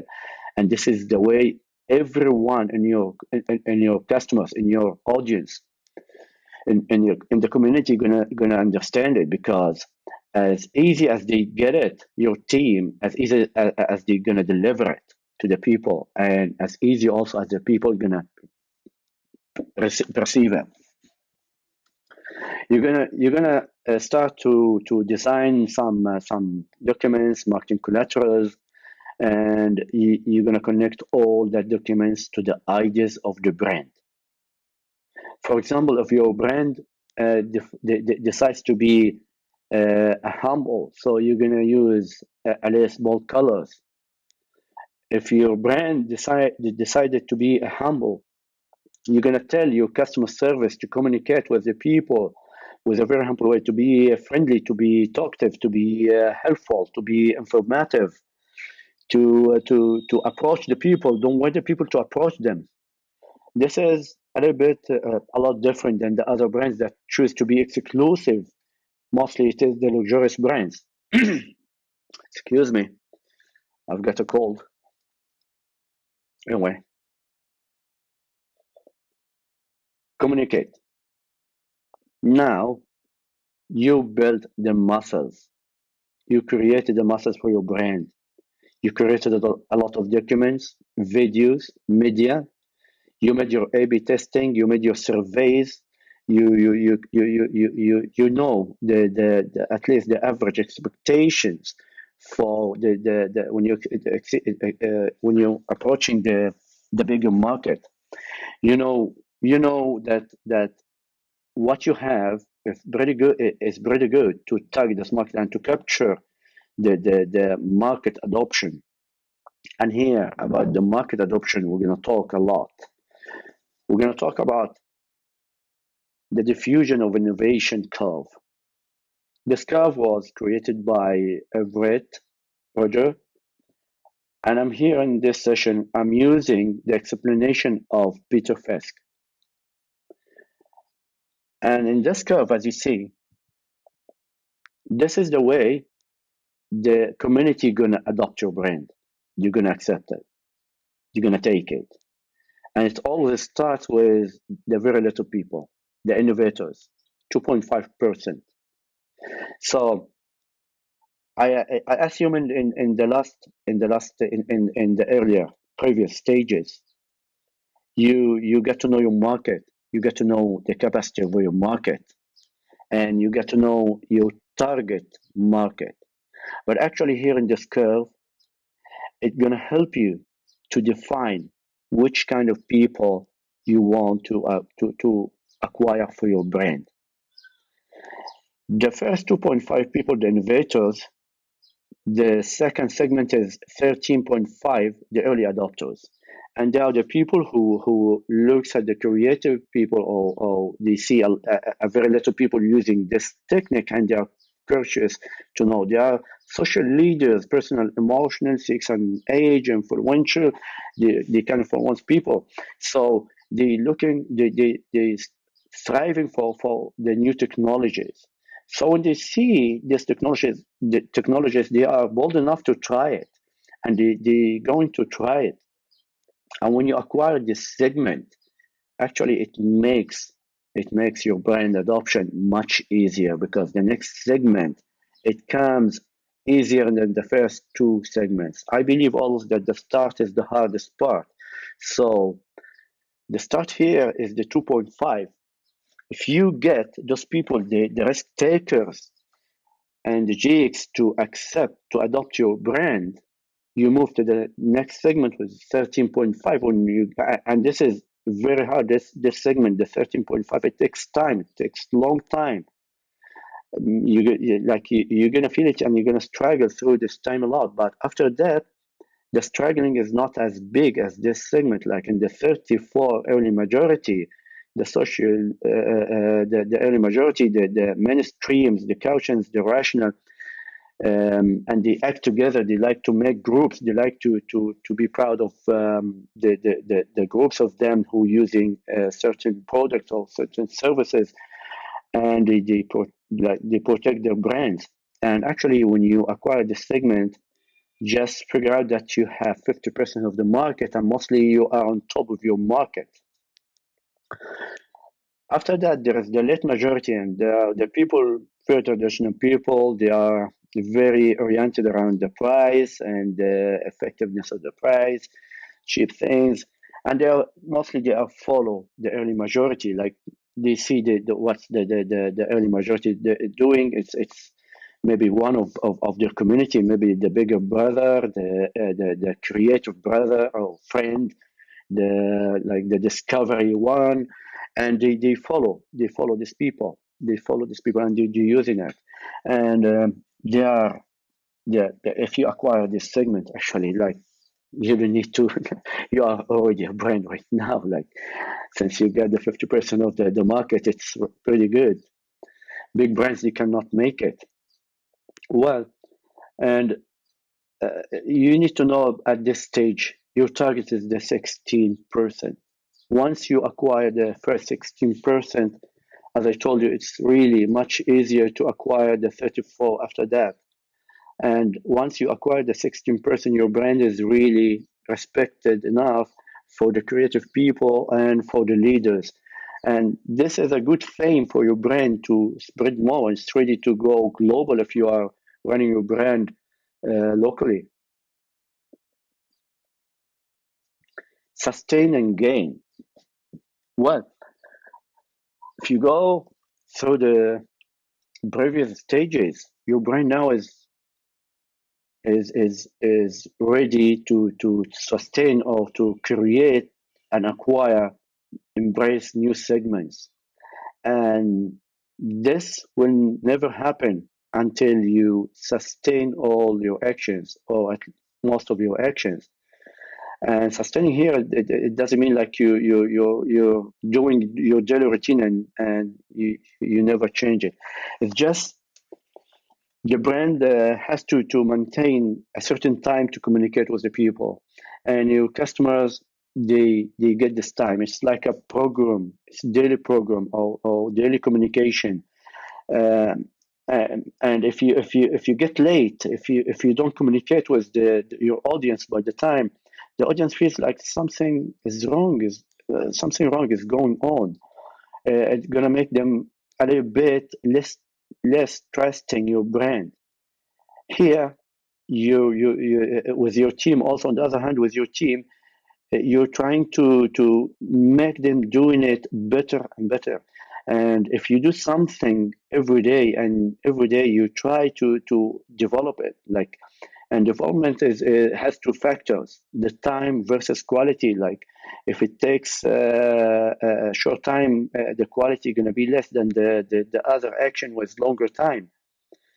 And I'd like to remind you here that it's not all the time about the resources, about the cash, about the money. It is mostly about the time. I remember this quote for Steve Jobs that says, "The only resources we've got in life is time," which is true. Like, if you can get advocates for your brand that love the brand, believe the ideas, and they're willing to work for free. Now you don't need like, you don't need cash, but you need time to create the brand as fast as possible and embrace more people. Anyway, back to the sustain and gain. Here, you're sustaining your actions. You're communicating your audience in a frequent way, not in a systematic way, in a stable, frequent way. You can be creative as much as you can. You can send the messages and identify every persona. The creative people, you can send them some messages for the creative people.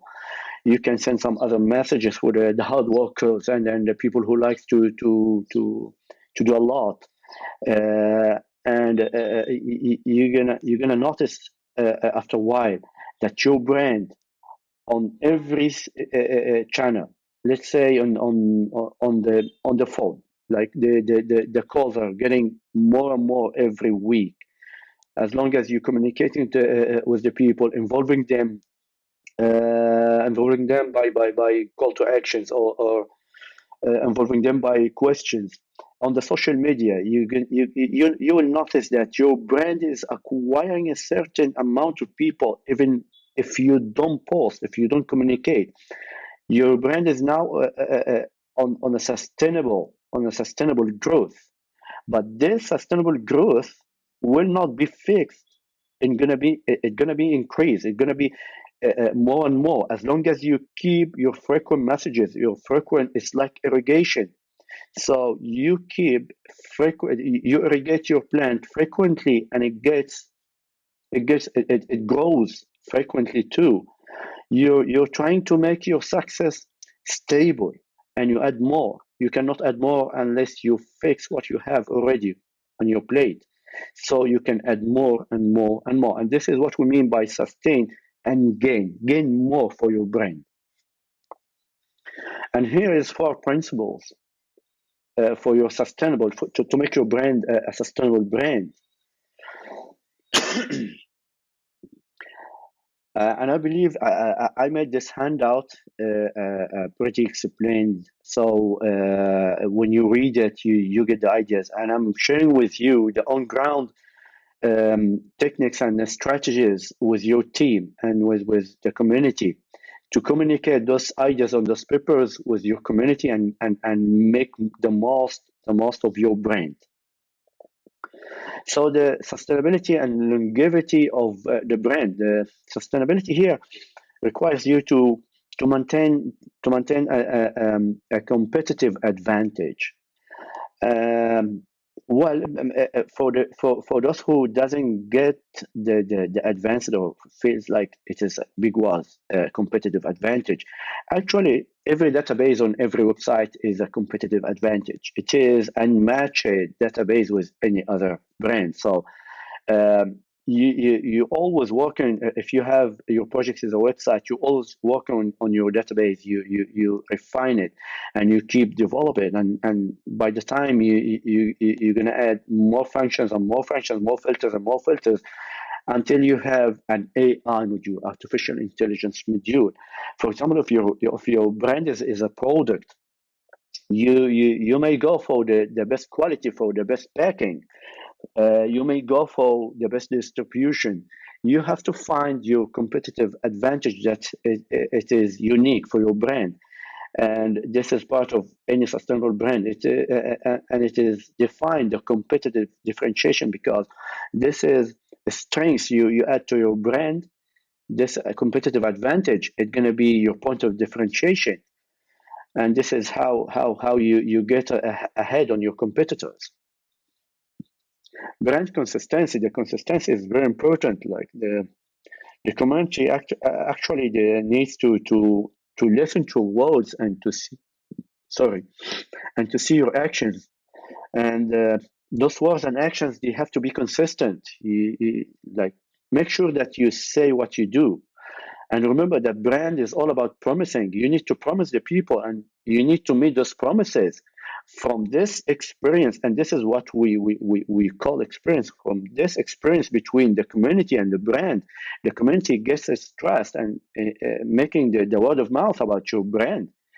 And when people trust in your brand, believe me that you're gonna find more of these people who believe in this brand. So you keep giving promises and you keep meeting those promises, and this is the only way you grow in your brand, or you put your brand into sustainability. Also, you need to protect your brand legally, because if you do something good, people are gonna try to do like you, and they're gonna try to get on top of you. And here you need to put some legal papers to prevent anybody to take your competitive advantage, for example. The strength point of your brand.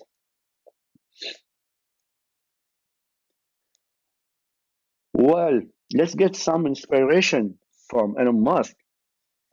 And I think Elon Musk is the master of disruption.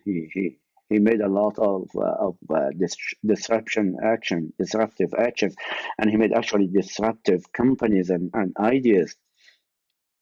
And here he's sharing with us the secret behind his the disruptive brands. Disruptive technology, where you really have a big technology discontinuity, tends to come from new companies. Well, yes, indeed, technology is a disruptive action. If you're going to make it easy for the people, you're going to think about technology. You're going to think about more technology. If you're using technology already, you're going to think about more technology. You're going to think about the part of the businesses that doesn't have technology, and you're going to try to involve it into technology. And actually, technology is a very disruptive action. Most of our startups nowadays, they are a technology driven. They handle the day-to-day actions of our daily life for certain communities or for all the people on earth. And they're trying to involve technology to make it easier, to make it faster, to make it more comfy. And here is the part to think about your brand when being disruptive.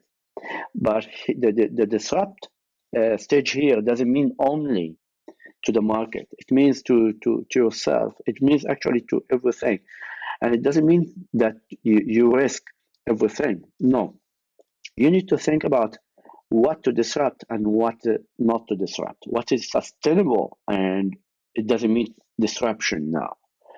You need to think about the timing of doing the actions, even the disruption. And in fact, if you can sustain the disruption, like you make a workshop with your team, try to make a workshop with your team every don't make it roundly, don't make it regular, don't make it routinely, but every while try to make this disruptive workshop. Try to change the position of the people. Who writes, let them make a design. Who making design, let them write, and see what will be, what will go.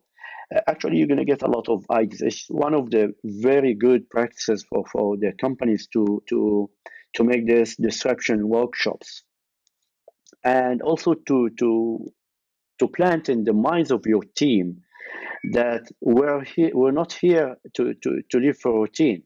We're not here to do the same thing every day and that's it.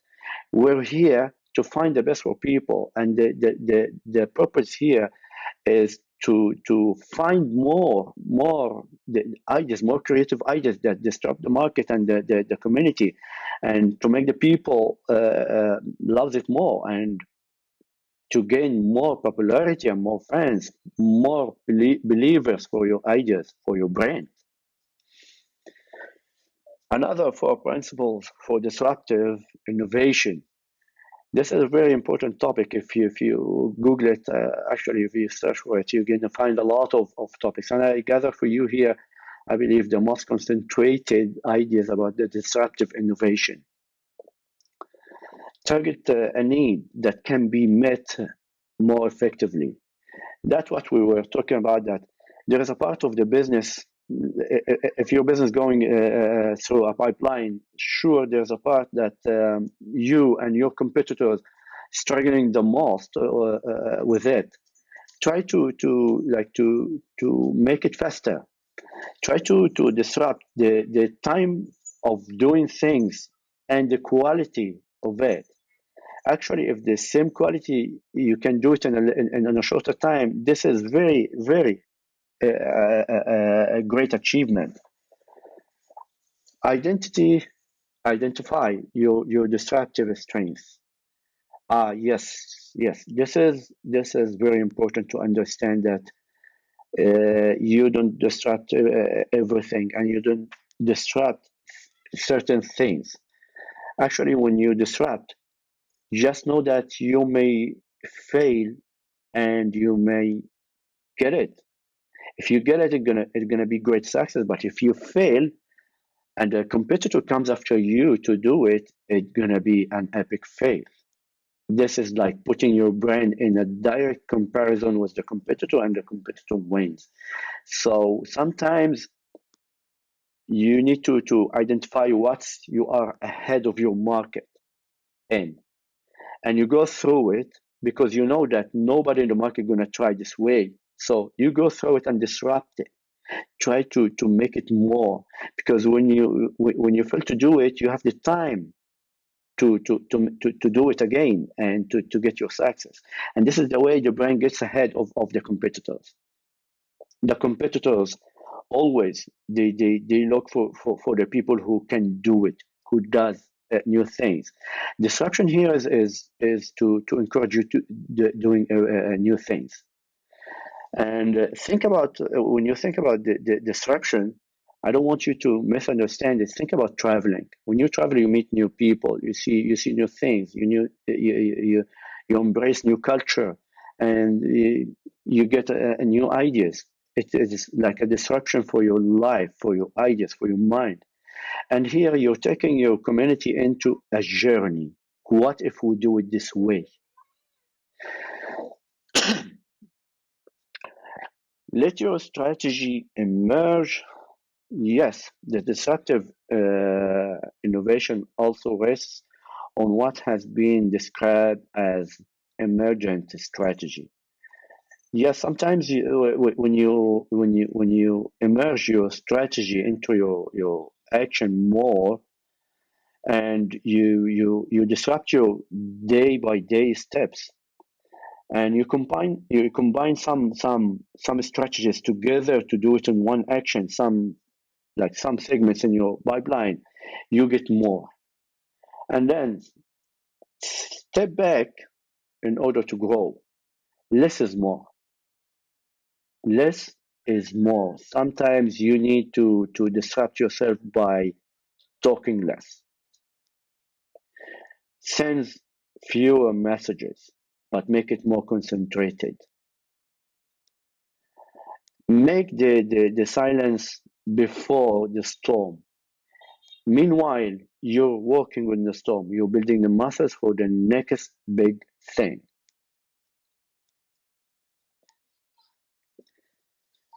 The final stage, review. By this time, you're supposed to be spend pretty good years. Like what we were talking about, some stages gonna take months, some others gonna take weeks, some others gonna take years. And after the long years, and I recommend to keep your brand, to keep this cycle from 3 to 5 years at least.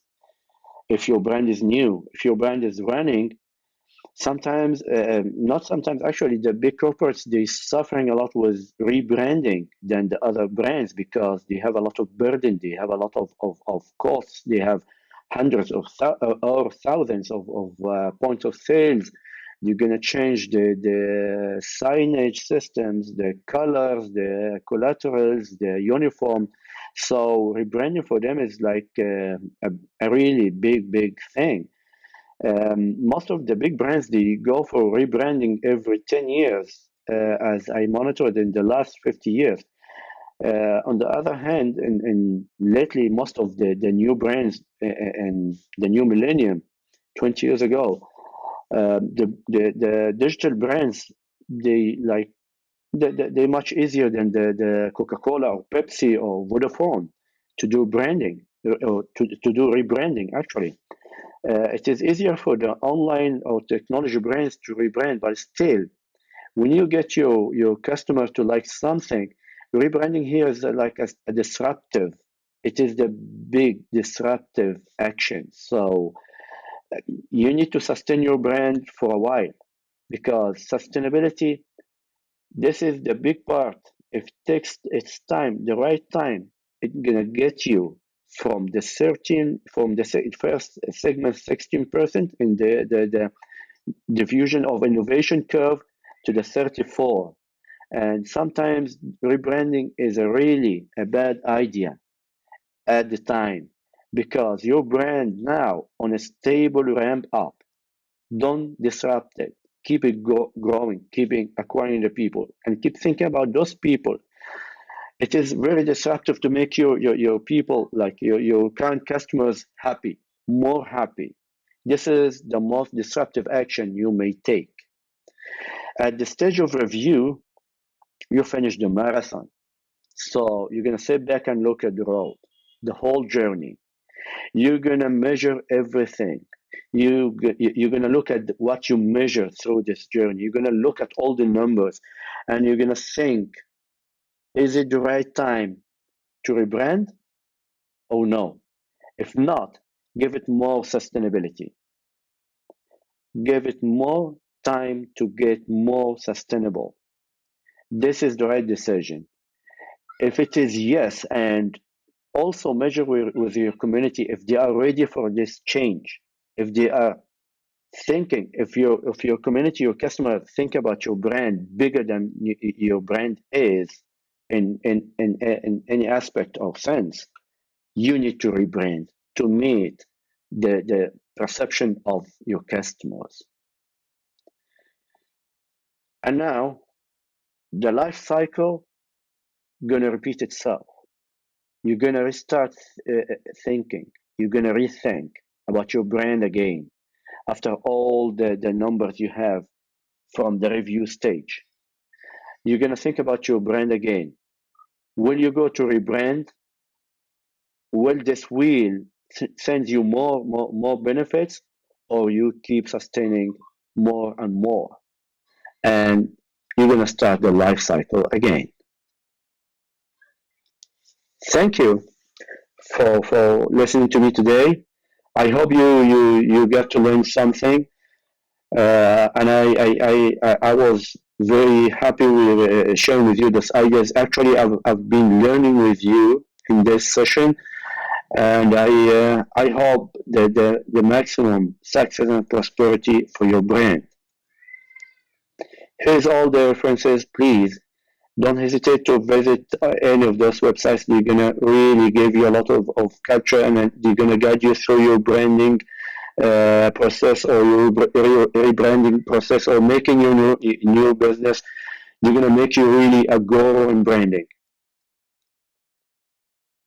And please don't hesitate also to get in touch with me using any of this communication tools information. Thank you so much, and sorry for being sick with you today. I hope you enjoyed it as much as I did.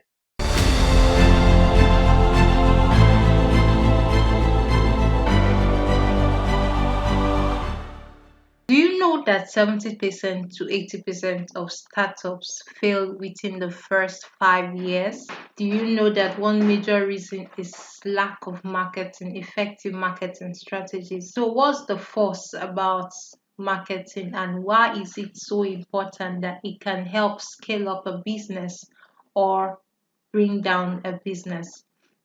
Well, if you're watching me now, then you're in the right place, because in this session I'm going to take us through the digital marketing strategy, why marketing is important, the move from digital marketing, from normal marketing to digital marketing, and where growth hacking come in all this. How can a startup effectively use growth hacking to scale up their business and get great returns for little resources? Hi, my name is Owigosem Mary. I'm a digital marketing consultant and also the head of marketing for Pixel Technologies. I'll be taking you on this journey, so stay with me. So let's jump right ahead. Digital marketing for startups. So what are we going to look at today? So we're going to look at the move from traditional to digital marketing. Going to look at marketing era, the different stages of marketing era, and then we're going to answer the evergreen question: why digital marketing? Why is it important? Why should it be held in highest esteem in a business or any organization? Then we're going to look at the height of it all, digital innovation and growth. Then we're going to enter into the growth hacking, creating a growth hacking mindset, and how to develop a growth hacking strategy. So move from digital traditional marketing to digital marketing. So what is traditional marketing? What is digital marketing, and why are they different? Well, traditional marketing, as its name implies, is marketing through traditional means, through non-digital means, through billboard, through newspaper, through flyers, posters, and every non-digital means, every old way of marketing and trying to get your product and your brand in front of users. So that's basically traditional marketing. What is digital marketing? Digital marketing is simply the use of digital means and channel to market your product. So that includes digital billboard, internet, online marketing, and everything that has to do with reaching thousands of persons through digital means. Let's look at the marketing era. We have 4 types of marketing era, and why do they relate to us?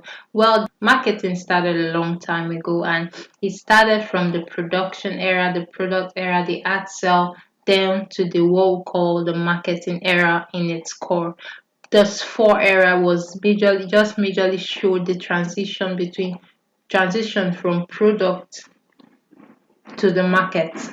So initially the focus was on product, delivering the right kind of product that they feel people will be interested in, and then dishing out this product in mass or in high quality, and people will begin to buy.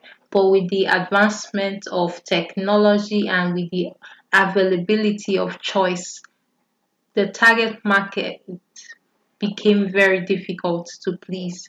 So they had to marketers and product team had to sit back and actually think deeply on the target market and what they actually want, and started producing and developing product that the target market actually wants than what they think the target market should be. So that's the era we're in. We're not just in an era where you sit in a cage and you're thinking of a product to build that you feel will be the next phase, but you're actually interacting with the target market, your potential market. You're interacting with them, you're hearing the problems, and you're creating out solution to help solve the problem. So that's basically the marketing era. So why digital marketing? Well, me first of all, digital marketing is cost effective. For platform like social media ads, Facebook ads, Instagram ads, Google ads, you can carry out daily ads as low as $1 and still reach a good number of persons. So it's really cost effective than just pouring out 1 million naira on a billboard. You can actually utilize scarce marketing resources with digital marketing and actually get the best out of it. Second is data backed. So you're getting your data in real time, you're seeing the results, you're seeing everything, and you're knowing the potential result for investing before you actually invest. It can be easily measured. Most ads you see on the billboard cannot be effectively measured because you don't know the attribution model of when a user saw the billboard to when they actually purchase. But with digital marketing, you can see the attribution model for their first interaction with the brand to their final or their conversion process. So you can literally see a customer's journey through your brand online, and it can be optimized during campaign. I ran several ad campaign that we had to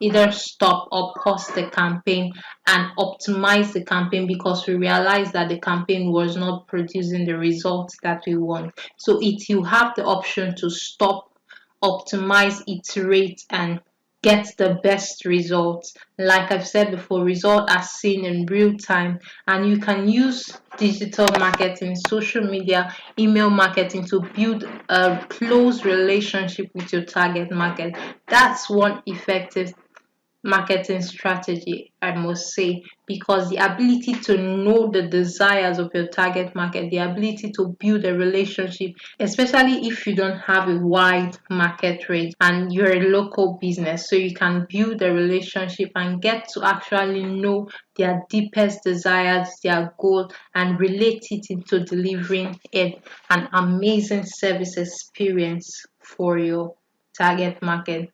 Then you can learn more about customer behavior. You can literally see what they do on your site, see how they react to some changes in your site, see how they react to new products, see how they react to pricing, psychology, and you can learn a lot about your customer through digital marketing. So digital marketing in itself has amazing opportunities, it has amazing potential. But one mistake I need to correct. I see a lot of brand moving from traditional marketing to digital marketing and then neglecting traditional marketing. The best aspect of marketing for a company, for a startup, is the combination of traditional marketing and digital marketing. You don't use one and leave the other one. You don't focus on traditional marketing and then leave digital marketing, and you don't focus on digital marketing and leave traditional marketing. The best form of marketing has a mix of traditional marketing and digital marketing. That's just it. So let's go get to the core. How do you take your business online? Taking your business online is not about channels. There are a lot of channels to use. There are a lot of digital marketing channels, a lot of social media platform, but it's about the digital innovation mindset. When you're innovative in your thinking and in your business model, you can easily take your business online. You can easily find the best suits for your business. You can easily navigate into the digital world without feeling a bit overwhelmed with everything. So taking your business online has to do with digital innovative mindset. So what is digital innovation? Well, at its core, digital innovation is the use of digital technologies and applications to improve existing business processes, workforce efficiency, to enhance customer service and launch new products or business model. So you're just what simply means is you're utilizing digital technologies, digital application to actually make your business better, to actually give out better and quality service to your customer and actually get that customer satisfaction rate that you actually want. So why is digital innovation important? Well, first of all, it's important because your customers and competitors are innovating. That's simple.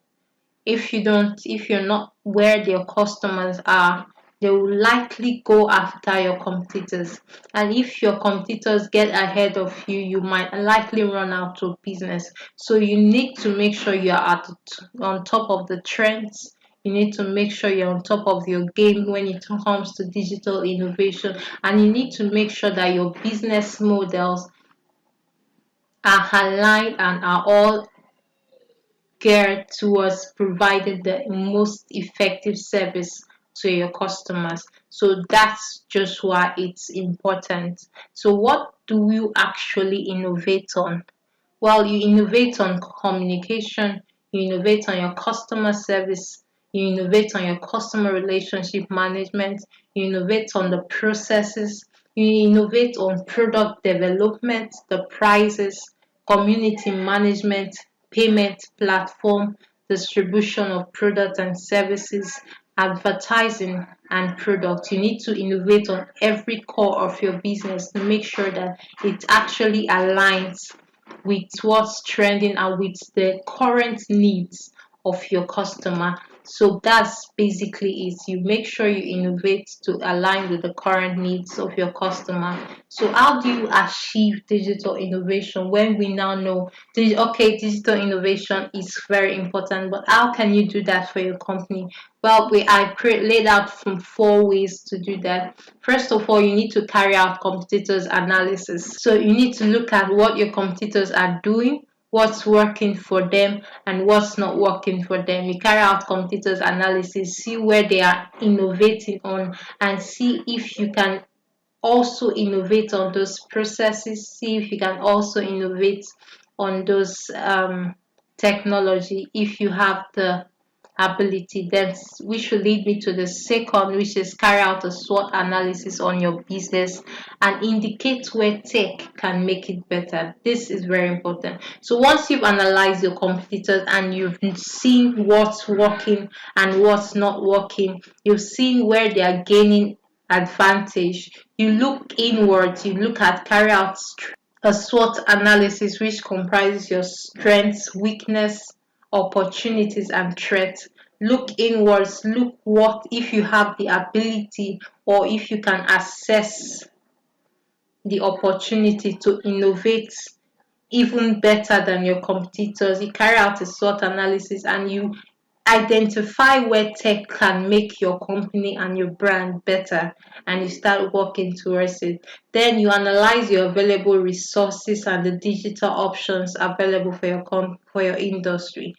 All things are good. A lot of digital innovation worldwide, but there are some specific innovation that is good for your own industry. So you need to actually identify that and start working with it.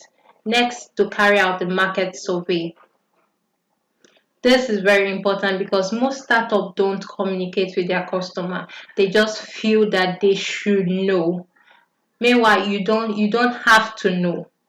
It's okay to talk to your customer and ask them, how can we make life better for you? How can we serve you better? Carry out market surveys, hear from the horse's mouth how they want to be serviced, how they want to receive your product, how they want to be given the solution you're offering. Carry out the market survey and analyze the survey and see the best strategy where you can fit in. So, how do you reach and attract your target market? Basically, it's three things: marketing of authenticity, consistency, and storytelling. One major way to scale up and to reach your market is being consistent with your promise.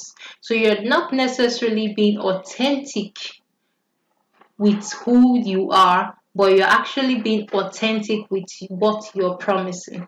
So your USP, your unique selling proposition, you should be true to that. If you're promising you give them A, make sure you're actually working to give them A. If you're promising that you will give them a particular solution, make sure you're doing it, and make sure you're consistent with telling them that you want to give them this.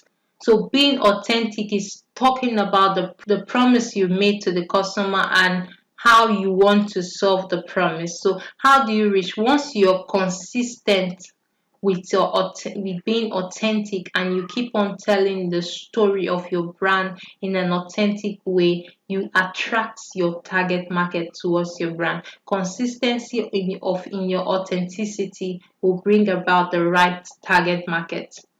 So remember, being consistent with who your brand is and the promises that your brand will make will attract the right market to you. So just like Apple brand, they be consistent in the message they appreciate, they be consistent in the luxury mindset they're trying to give out, and they are attracting the kind of market that they want for their product. So that's just it. So let's get right into the last section, that's growth hacking mindset. So what exactly is growth hacking and how can we get that mindset into our business? Well, according to Sean, growth hacking is about running smart experiments to drive growth within your business. Marketing is about experimentation to move growth as well. So what growth hacking actually is majorly focused on testing, experimenting, and iterating. It helps you achieve more business results for less business resources. That's basically what it is. It helps. Growth hacking is thinking and bringing out ways to actually bring in more business results, bring in more ROI for less resources. So, what are the growth marketing realities and misconceptions? I know you've probably heard of growth hacking before, and a lot of misconceptions going on. So I just want to clear the air before we dive into how to actually achieve growth marketing.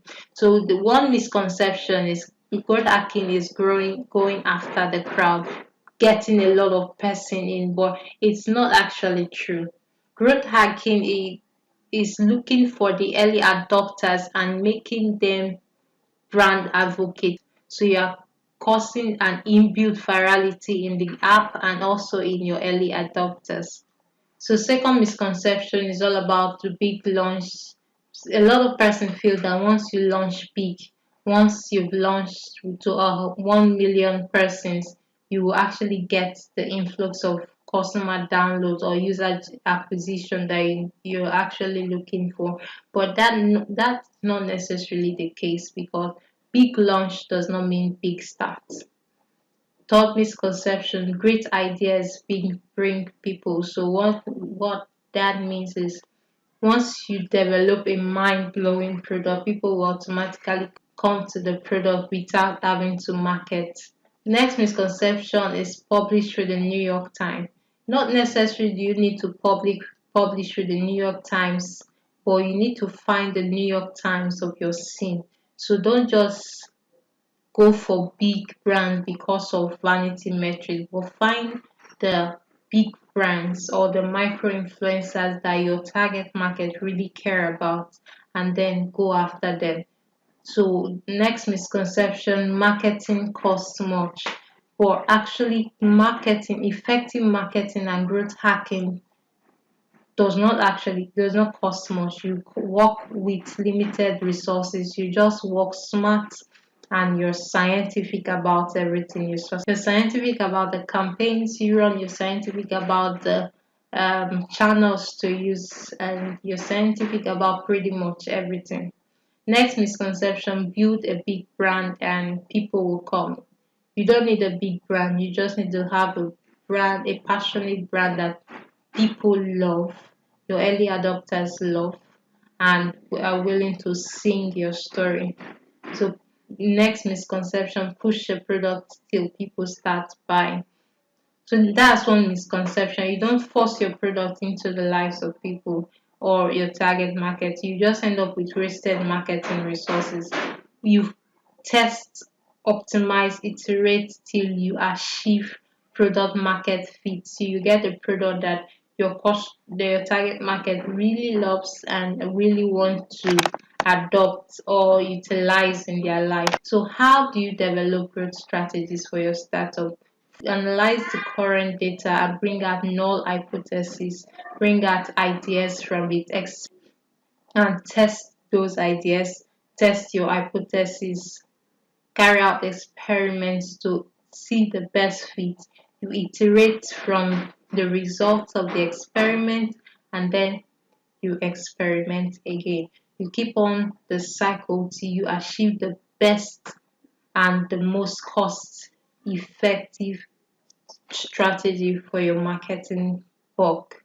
So thank you very much for listening to me and following me on that short journey.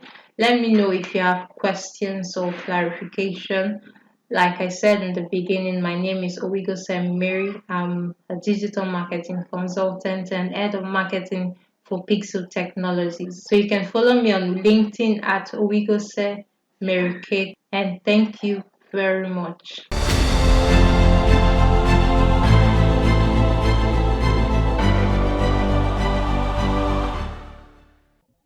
Hey, this is Dumsani Lutanga from Full Funnel Studios and Magnetic Media. And what we're going to be talking about is how to stand out and break out.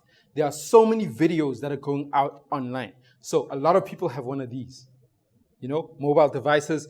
Anyone can just film a video, post it up online. It's not like back in the day when big productions like TV studios or movie houses could have cameras and then film stuff and then put it out online. Now anyone can do it. Anyone with a smartphone can do it. So with so many videos going on out there, how exactly does your company stand out with all that noise of video? So that's one of the things that we're going to be talking about here today. And other ideas that I'm going to be giving you in terms of how to basically put the videos out there, the creative work and the touch-ups that you can put for your videos so that they can stand out. So one of the things that I just wanted to do is this. I wanted to give you a background in terms of videos and the power of videos. Think about back in the day, right? Since back in the day, matter of fact, what has been one of the biggest ways to promote music? It's a music video. So I don't know about you out there, but I know for me personally, there were certain music videos that I saw that music video, I really wanted that album. Whatever album it was, whatever single it was, I really wanted. I would look at that video and that video, I would be blown away by the video. Next thing, I'm at the CD store and I'm buying that CD. All right. So that's one of the things that people use. And in terms of adverts, there's certain companies that stand out. Think of a company like Nando's, who has very catchy adverts. And a lot of people remember those adverts. Matter of fact, those adverts come out in conversations. So that's how powerful that branding is, that it even goes into conversations. And then I want you to think about platforms like YouTube, platforms like TikTok. Imagine if there was no video. Would a platform like TikTok even exist? I mean, TikTok is all about video, and that's why a whole lot of people just gathered when that platform took off, and it just took off, and it's still taking off, and a lot of people are actually growing their businesses through a thing like TikTok. And then now I want to talk about certain things that stood out. These are certain things that stood out and broke out in terms of the industry that they were in. And the reason I want to talk about something like that is that if we can understand this thing about being different and bringing something different to the table, then we'll understand in terms of the importance of standing out so you can break out. Think of something like Amazon. So many people would go to bookstores and they would buy books. How do you buy a book? You go to the bookstore. Everybody knew that, right? Next thing, Mr. Bezos comes and he says, no, I want to sell books on the internet. What? You want to sell books on the internet? That never happened. That was something new. That was something different. And then it stood out, and now it continues to break out to this day. And then I want you to think of a guy who changed the music industry. This guy, as far as I know, he didn't write a song. As far as I know, he's not a singer. As far as I know, he didn't play any instruments, right? But this guy changed the music industry big time. Who's that? Steve Jobs, the late Steve Jobs. With what? With iTunes. iTunes changed the music industry big time, right? That was a different way of how to sell music. Instead of you always going to the music store and always, there with your earphones at the music store, driving down to the mall, etc., you could now log on, even on your phone, and buy music directly on your phone. That changed the music industry, continues to change it today, and even other services now came in like Spotify, etc. So you understand the importance and the power of standing out. And that's why we need to learn how to stand out so that we can break out. All right, so I want you to look at the screen right now. So if you look at the screen right now, what the screen is showing you is 2 dots. You can see the 2 dots, right? No, you only see 1 dot. You only see the 1 dot, the 1 blue dot that's there on the screen. But what you don't see is that there's another slightly gray dot that is right there on the screen. But what's the problem? It's fading in with the rest of the background. And it's hard for that dot to stand out in front of you because it's fading out with the background. So what's my point? My point here is this. If you are going to be doing the same thing that everybody else is doing, it's going to be hard for you to stand out in terms of video, especially in terms of video online. Okay, so before we carry on in the talk, I actually want to start with the basics. I know there's some people that are watching this that are videographers, but I know there's also people that are actually starting in with video. So I just want to start in terms of the basics. Some of the basics that you have to have when you're doing video, okay? Because the thing is this, you want to get these basics right so that you can then push the boundaries and then your videos can start to stand out and break out. So first of all, lighting. Video and lighting, you have to get your lighting right when it comes to video. Think about Zoom calls. There's certain Zoom calls that are really bad where the person, there's just a silhouette of the person and there's bright light behind them. That's very bad video. You can't use that video in terms of promoting. So you need to walk around the place and see which is the best place and how to light yourself the best way, right? So even here, we set up our lights before we even started. Other thing is this, white balance. Okay, this is also for the people that are using your more advanced cameras. You need to set your white balance. This is not a talk about tutorials and things like that. Just go look out for tutorials out there, how to set your white balance in terms of your specific camera. Go check that out. Go find that out. That's one of the things that I appreciate about phones. They have a lot of the times very, it's like an auto white balance and things like that. But in terms of if you want to go your professional route, you really need to look at how to set the white balance for your camera. And then audio. Audio is really important. Really, really important. Right now, in this room that I'm in, the aircon is on. We're actually right here by Santon City. Right outside here, there's a coffee bar. There's people walking around. They're talking, etc., etc. But we made sure that I'm mic'd up so that the audio is nice and clear so that you guys can hear me. And then the other thing, the final thing is composition. Video composition makes such a massive difference. And for that, I actually want to show you a short video that I posted online a few weeks ago. So check this out.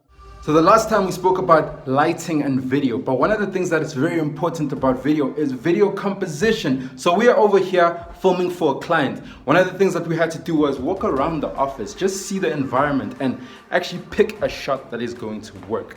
So we walked around the office, we had a look around, and man, we actually like this background over here with the wood. So what we decided to do was set up our lights, as you can see over there, and set up the cameras and find a composition that really works. So look at how powerful a composition can be.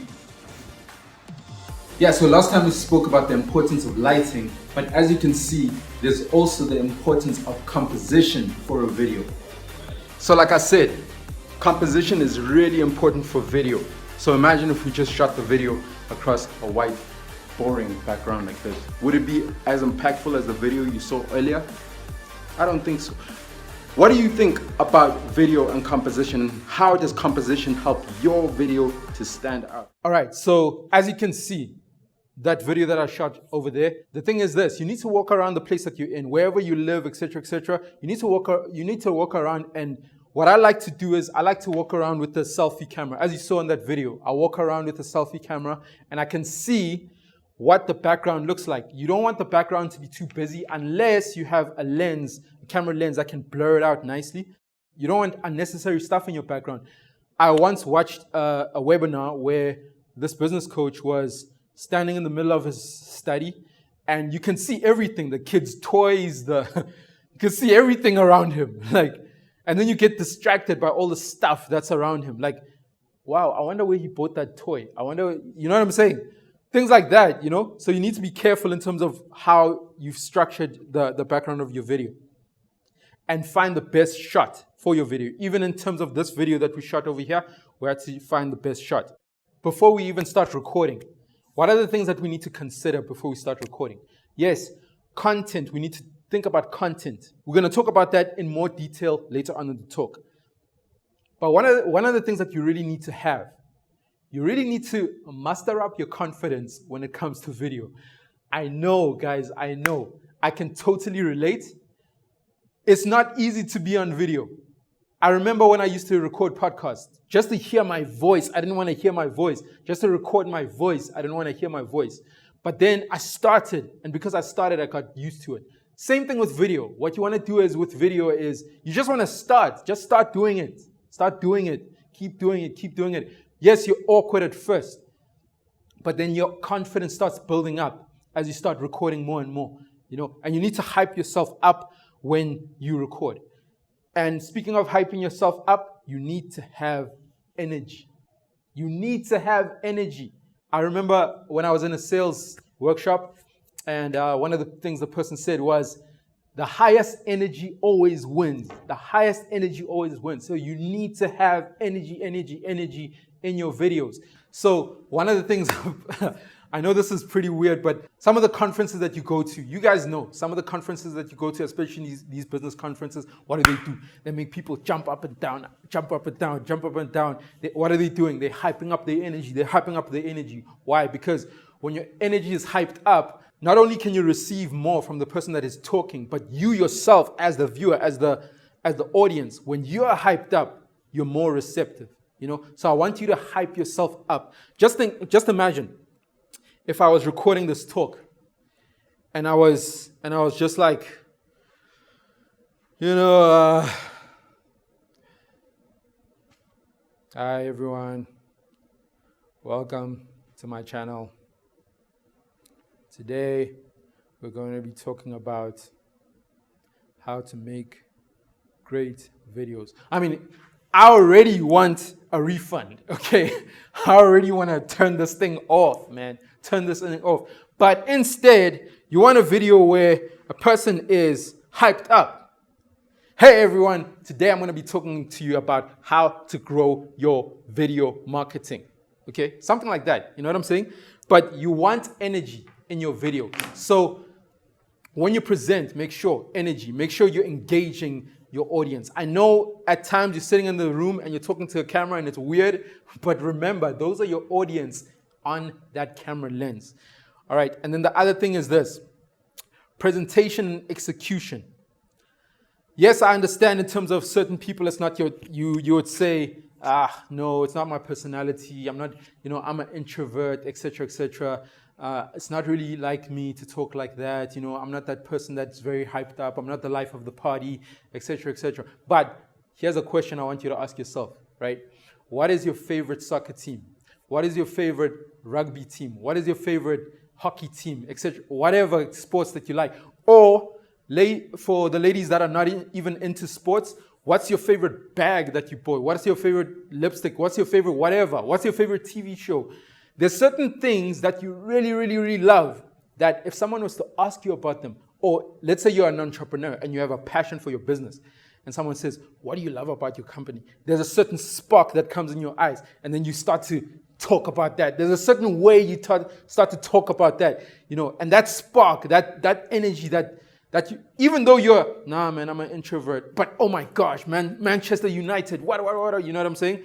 Or Liverpool, whatever. I don't watch soccer or whatever. But you know what I'm saying is that there's something that certain things that you're passionate about, that when someone mentions them, I mean, like, for example, my wife and I, we have our cute little daughter who's now 4 months old, actually she's turning 5 months. So yeah, she's virtually 5 months old. The cutest little girl I've ever seen in my life. Ask me about my daughter and the way that I tell you about my daughter, you can tell I'm passionate about my daughter and my wife. Do you understand?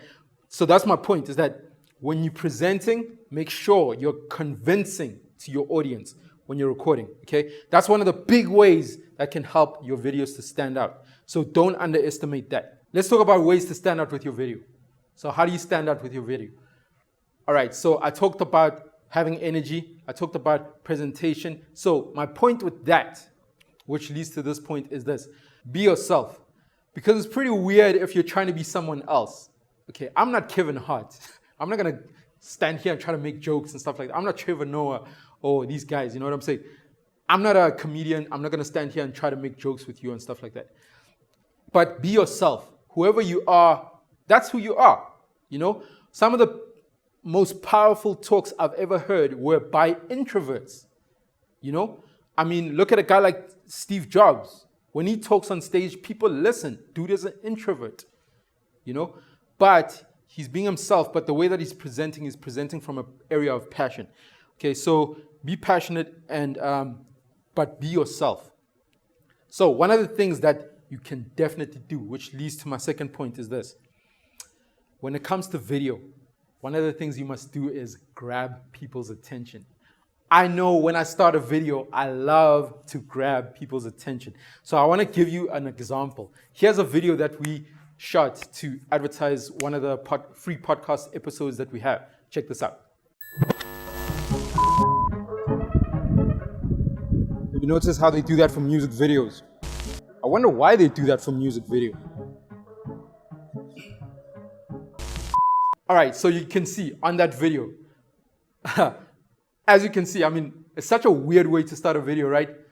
It's like this guy that's like about to start a music video kind of thing like that. You know what I mean? And when you're scrolling down your timeline and you see someone doing that, you stop in your tracks. Like, what the heck is this guy doing? You see what I'm saying? So that's a way that you can grab attention. And here's another video that I wanted to show you. Now, this video, by the way, did really well to the point that it got us some leads and it got us some business. But I didn't even know that this video was going to do so well, since for me, it's a basic video. It's like really a simple video, but the reaction of people out there when they saw this video, it really, really caught their attention. And a lot of people who never spoke to me all of a sudden were speaking to me. Next thing, I'm on the phone with people because of this video. So check this out. Would you rather have your online course to look like this, or you want it to look like... Now you have to admit that makes a big difference. Now, would you rather recommend or watch the other course, or would you rather watch this course? All right, so as you can see, just in the first few seconds, I grabbed people's attention with that video. You know, very basic video, but in the first few seconds, boom, people's attention were already on the screen and they wanted to know more, and so they watched the video. So that's the first thing, is like, what can you do to grab people's attention for your video? Think of ideas. What can you do, you know, to grab people's attention in terms of your video? And then the third thing that I like to do is, when you start your video, yes, you grab people's attention. So you be yourself, you grab people's attention, but then in the video, get straight to the point. You know, you don't want to get to the point like 2 minutes into the video. In the first few seconds of the video, get straight to the point. What are people going to experience in this video? Why must they watch this video? You know, for those that are recording YouTube videos, why must people watch this specific episode? What's your YouTube channel about? Etc., etc. You know, tell people what are they to expect from this video that they're about to watch, because that's one of the things that can actually grab people. So, example, right? This video about the one that we just showed you about online courses and the quality of online courses. So now, if I was a person that's looking for certain video quality in my video, or I'm shooting online courses, boom, you've got my attention. Because, oh yeah, wait, my online course does look like that. Oh yeah, wait, my videos do look like that. And now my videos can look like that. How exactly do I achieve that? You know, now people are interested. You see what I'm saying? So that's one example. And then the fourth point is this: have a unique look. You know, a lot of people have videos that look exactly the same. You know, if your video looks exactly the same as everybody else's video, it's going to be hard to stand out. Think of the dots that I showed you earlier on. The blue dot was very clear on the screen. The other dot was fading out. Why? Because it looks like everybody else. All right, so I want to give you an example. Here's Rachel on the screen. This is Rachel from a company called Afreedom Fashion and Diamonds Fashion Gallery. And one thing that stands out about her videos is that, first of all, she has a certain niche. It's synthetic hair. You know, not everybody likes to wear wigs that are human hair. So she sells quality synthetic hair. But now here's the thing, is that in her videos, she's very unique, not only in terms of her videos, but in terms of her photography. Very, very unique. Stuff that you've never seen before, backgrounds that you've never seen before, hairstyles that you've never seen before. It's like, and then a lot of people are, you know, getting attracted to that because I've never seen this before. So think of ways that you can stand out in terms of your video. Another example is that if you look at some of the videos that I just showed you earlier on, is that people on LinkedIn are not really posting videos like that. I mean, who's posting a video that looks like a hip-hop music video, you know? Like one of our guests was saying, that they thought they were in a hip-hop music video. Who's posting videos like that on LinkedIn? You know, a specific platform that is for professionals who are, some of them wearing, you know, formal stuff, and they are very, and next thing, here comes this guy who's like about to be in a hip-hop video, you know what I'm saying? Like, who's doing that? It stands out. It got a lot of people's attention. The last thing, which is the fifth thing, is this: good content. Good content. Guys, I spoke about it earlier. I mentioned it briefly earlier. But now the thing is this. Okay, you need to have good content. And how do you have good content? You have an idea about your video, but then you go and you do your research. You know, research. How many people are actually searching for that stuff? There's a lot of video tools that are out there in terms of that can help you to search for certain terms. You know, there's tools like vidIQ. There's tools like Ubersuggest, etc., where you can search for a certain term, go see how many people are searching for that term. Do your target audience in that area even are they even searching for that? Another thing is this, when you then go and you search for that term, you go and you do research on that. How about having a nice fact that you're going to throw into that video that people never even knew? So in terms of your content, go and do your research so that you can drop something interesting, just so that your viewers can keep coming back. Because here's a quote for you. You can write this down. Good content keeps people coming back. Good content keeps people coming back. You don't just want to be like, hi everyone, this is my YouTube channel. Today I'm going to be talking about the weird guy that I met at the mall the other day. Who's going to come back to that content? Who's going to come back to that? I don't want to come back to that content. Don't tell me to subscribe to your channel if you're going to give me content like that. But if you're going to tell me some interesting facts, you got your energy right, you got your content right, guess what? I can't help but to subscribe to your channel without you even telling me to subscribe to your channel. You see what I'm saying? Without you even selling your product to me, I'm already interested. You see what I'm saying? All right, and then here are the other things is this. The last touch-ups that you can do when it comes to videos.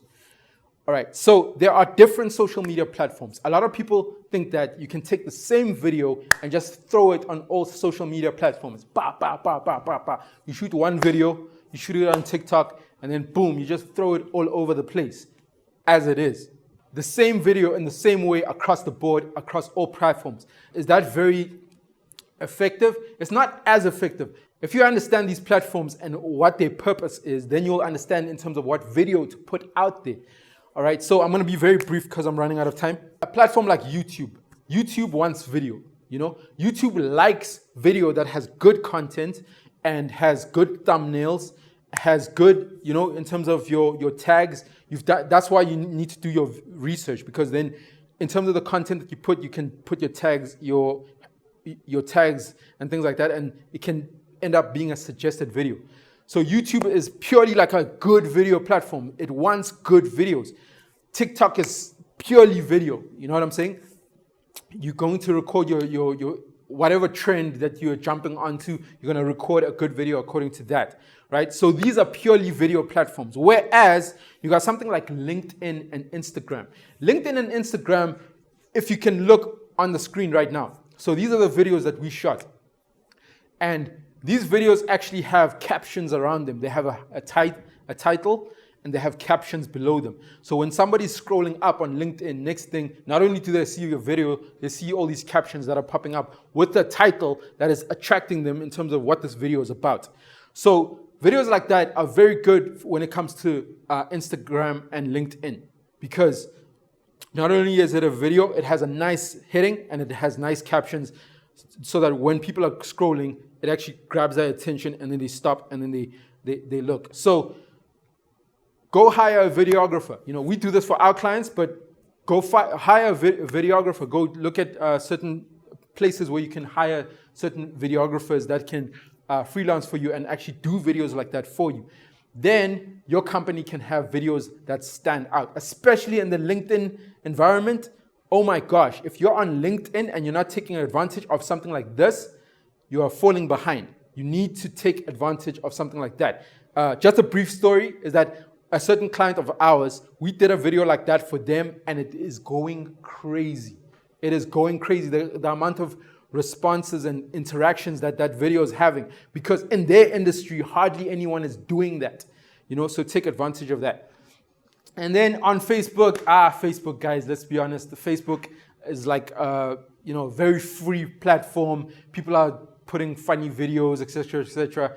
But imagine having these things that I just spoke about executed on Facebook for your videos. Imagine how much your videos are going to stand out, because how many people are actually making an effort to have amazing videos on Facebook? Not many. But if you can have these things in place, your videos are definitely going to stand out on Facebook as well. The last thing I'm going to say is this, before we close the talk, is this. I want you to think about something. How many people in life actually make an effort? A lot of people don't really make an effort. They just want to get the job done. Even at work, people just want to get the job done. You ask them to do this. No, that's not in my job description. How many people actually want to work hard and actually put in the effort? Not many. So the last thing that can make you stand out when it comes to video is effort.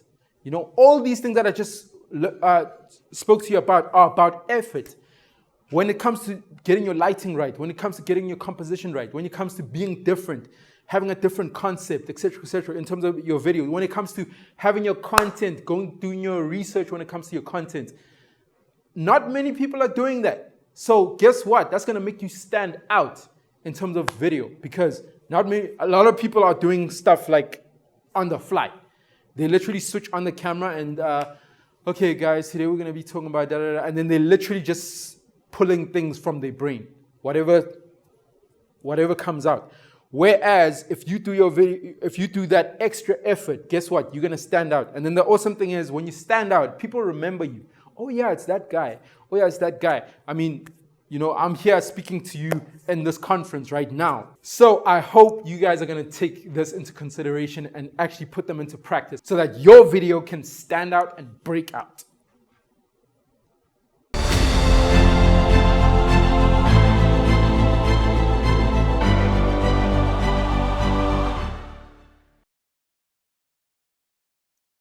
Hi, my name is Dana Kachan, and I'm a brand marketing consultant and also digital PR and content manager at Fire Art Studio. And today we are going to talk about how to build brand influence. During my practice, I have been working with brands and with people who wanted not only to build a product or a service, but they wanted to build something bigger.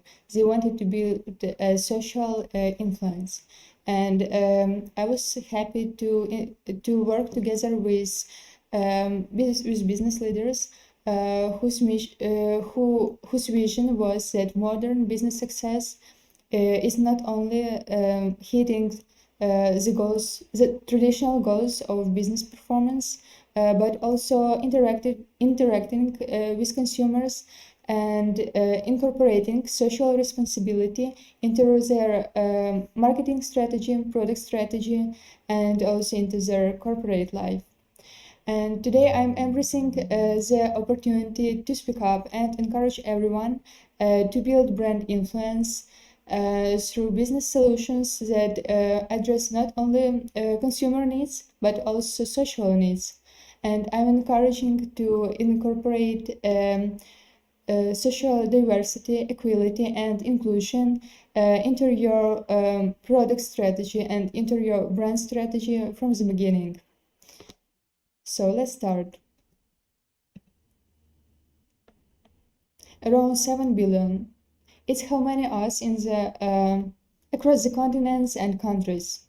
And we are going to consider the question, how can brands make influence on all these lives? What I see is that brand influence means that your brand mission, your core values, your brand vibe, your tone of voice, your product or service resonate with everyone in your target audience. And also brand influence means that you as a brand, your product service makes the difference for many. So before we start, ask yourself, are you sure that you consider everyone from your target audience? I mean, all social groups and minorities. Today we witness social empowerment, and during the last year we have seen a lot of social movements like Black Lives Matter movement or Stop Asian Hate movement and so on.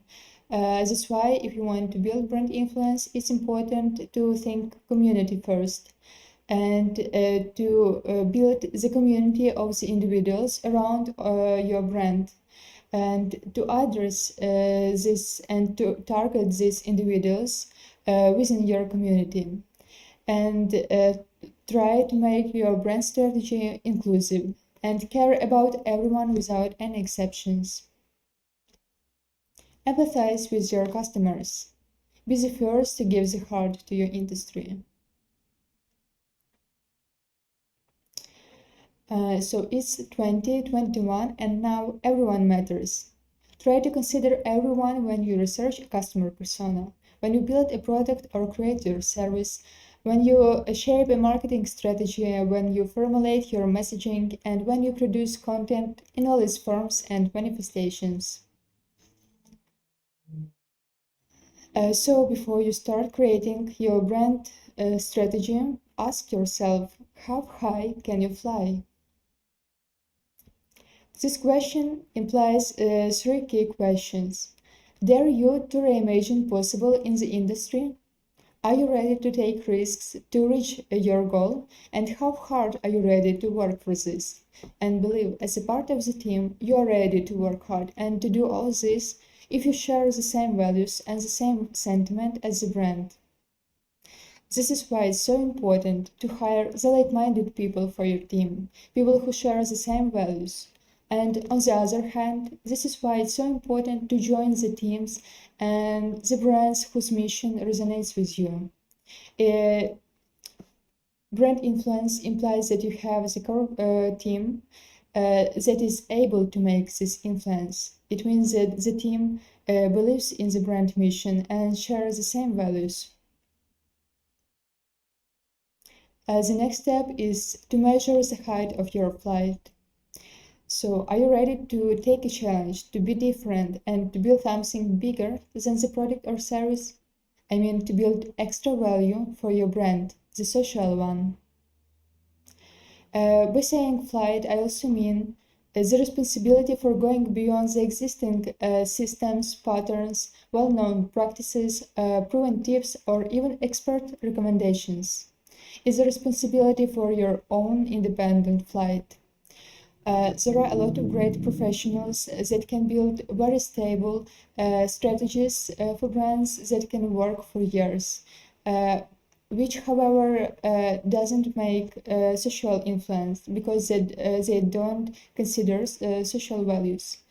And actually, people can buy from these brands, but once the competitor reduces the price, they can easily switch to a competitor and start buying from them.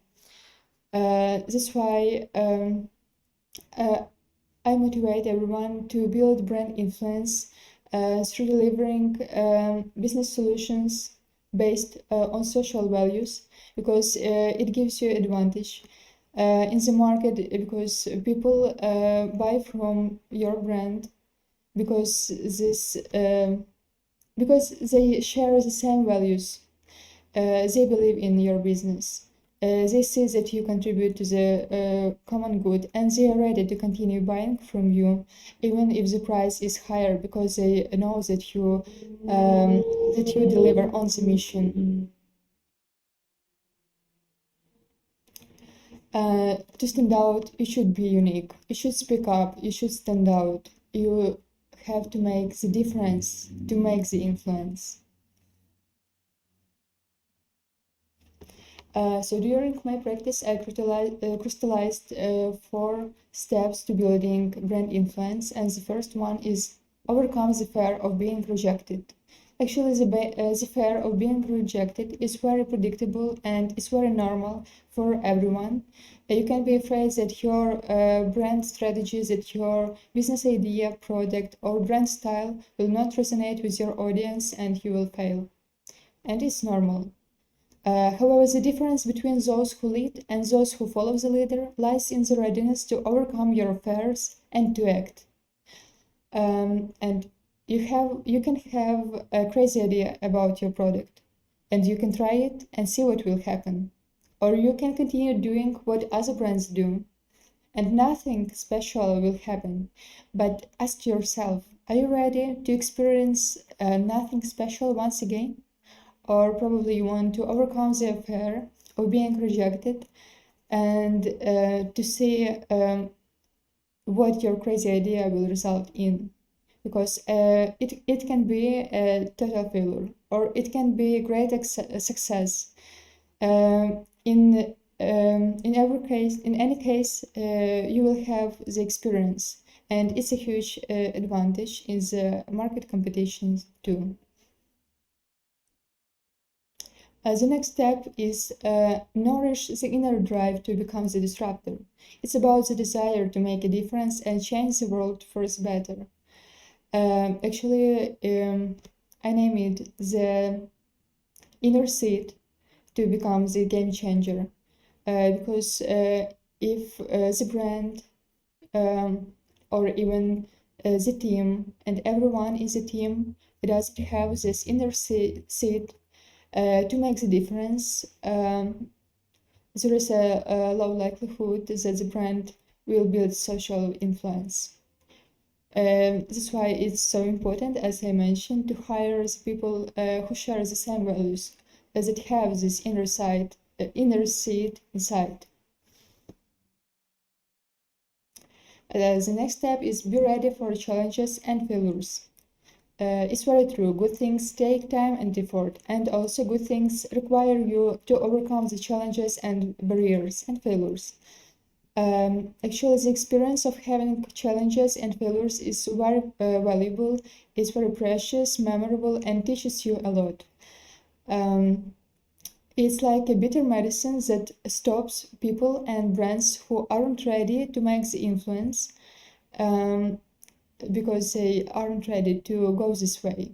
And on the contrary, it empowers people and brands who are ready to accept their failure, to learn from them, to judge themselves, and continue working this way. So actually, challenges and failures, they can empower people. The next step is care about people and about the social good. Actually, good content and marketing and business can speak up about social problems. But saying social problems, I mean not only racial injustice or gender gap, but also social problems of everyone inside your community. So try to reflect the challenges, feelings, desires, fears, and concerns that are close to everyone in your community through your content, marketing, and product. So my vision is that influence means the brand cares about the people and the people care about the brand. No matter you are the rockstar, electronics brand, or service provider, if you want to impact the millions, you should be able to think about everyone in your community, about all of them, understand the needs, pains, problems, interests, the roadblocks of all social groups within your target audience. At this point, we see the rise of social enterprise. It is a business that leads a sustainable future, business that cares about everyone. And actually, social enterprise is a business that pursues a double mission, to grow revenue and to have a social influence. Social enterprises arise to empower the individuals, to cover the needs of those who have been excluded from existing financial and social systems, and those who are excluded from the formal economy.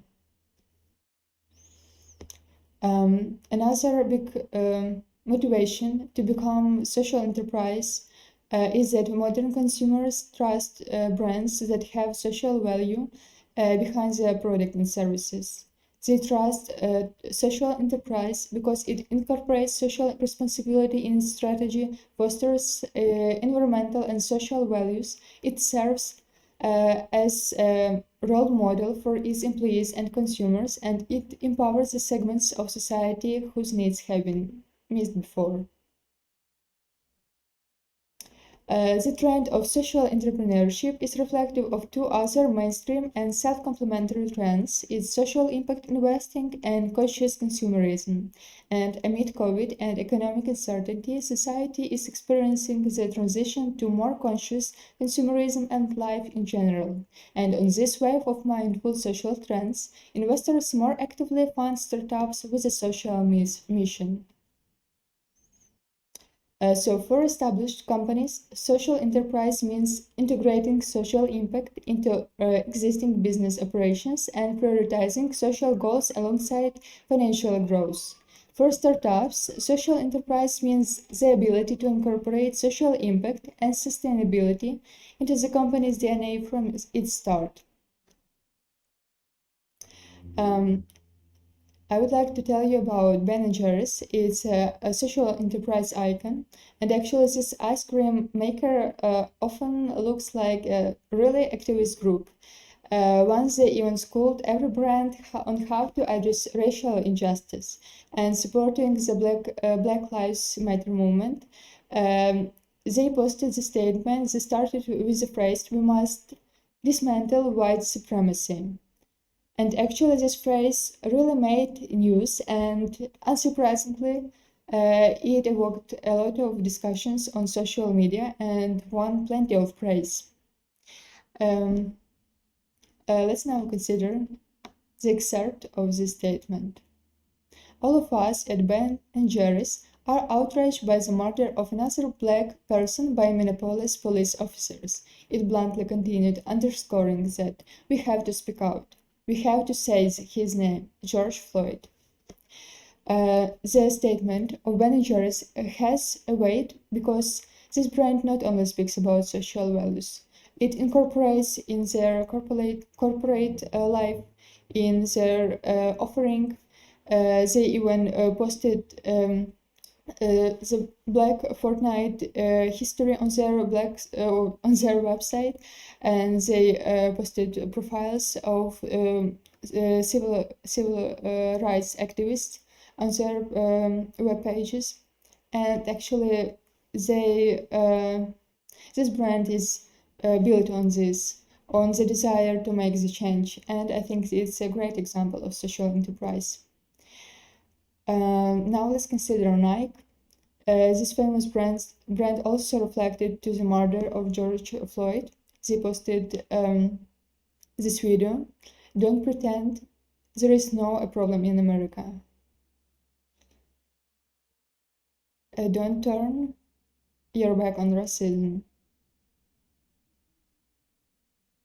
Don't accept innocent lives being taken from us. Don't make any more excuses. Don't think this doesn't affect you. Don't sit back and be silent. Don't think that you can't be a part of the change. Let's all be the part of the change. And actually, it's a great phrase that describes the essence of social entrepreneurship. With this video, Nike encouraged everyone from its consumers and also all people not to be blind to violent social injustice. So my vision is that brand influence is a choice to change the culture, and it's a matter of every brand's choice that defines the sentiment of its social influence, and it's you who choose to participate or not in social influence. So thank you for attention. I will be happy to answer all of your questions in LinkedIn group, and see you.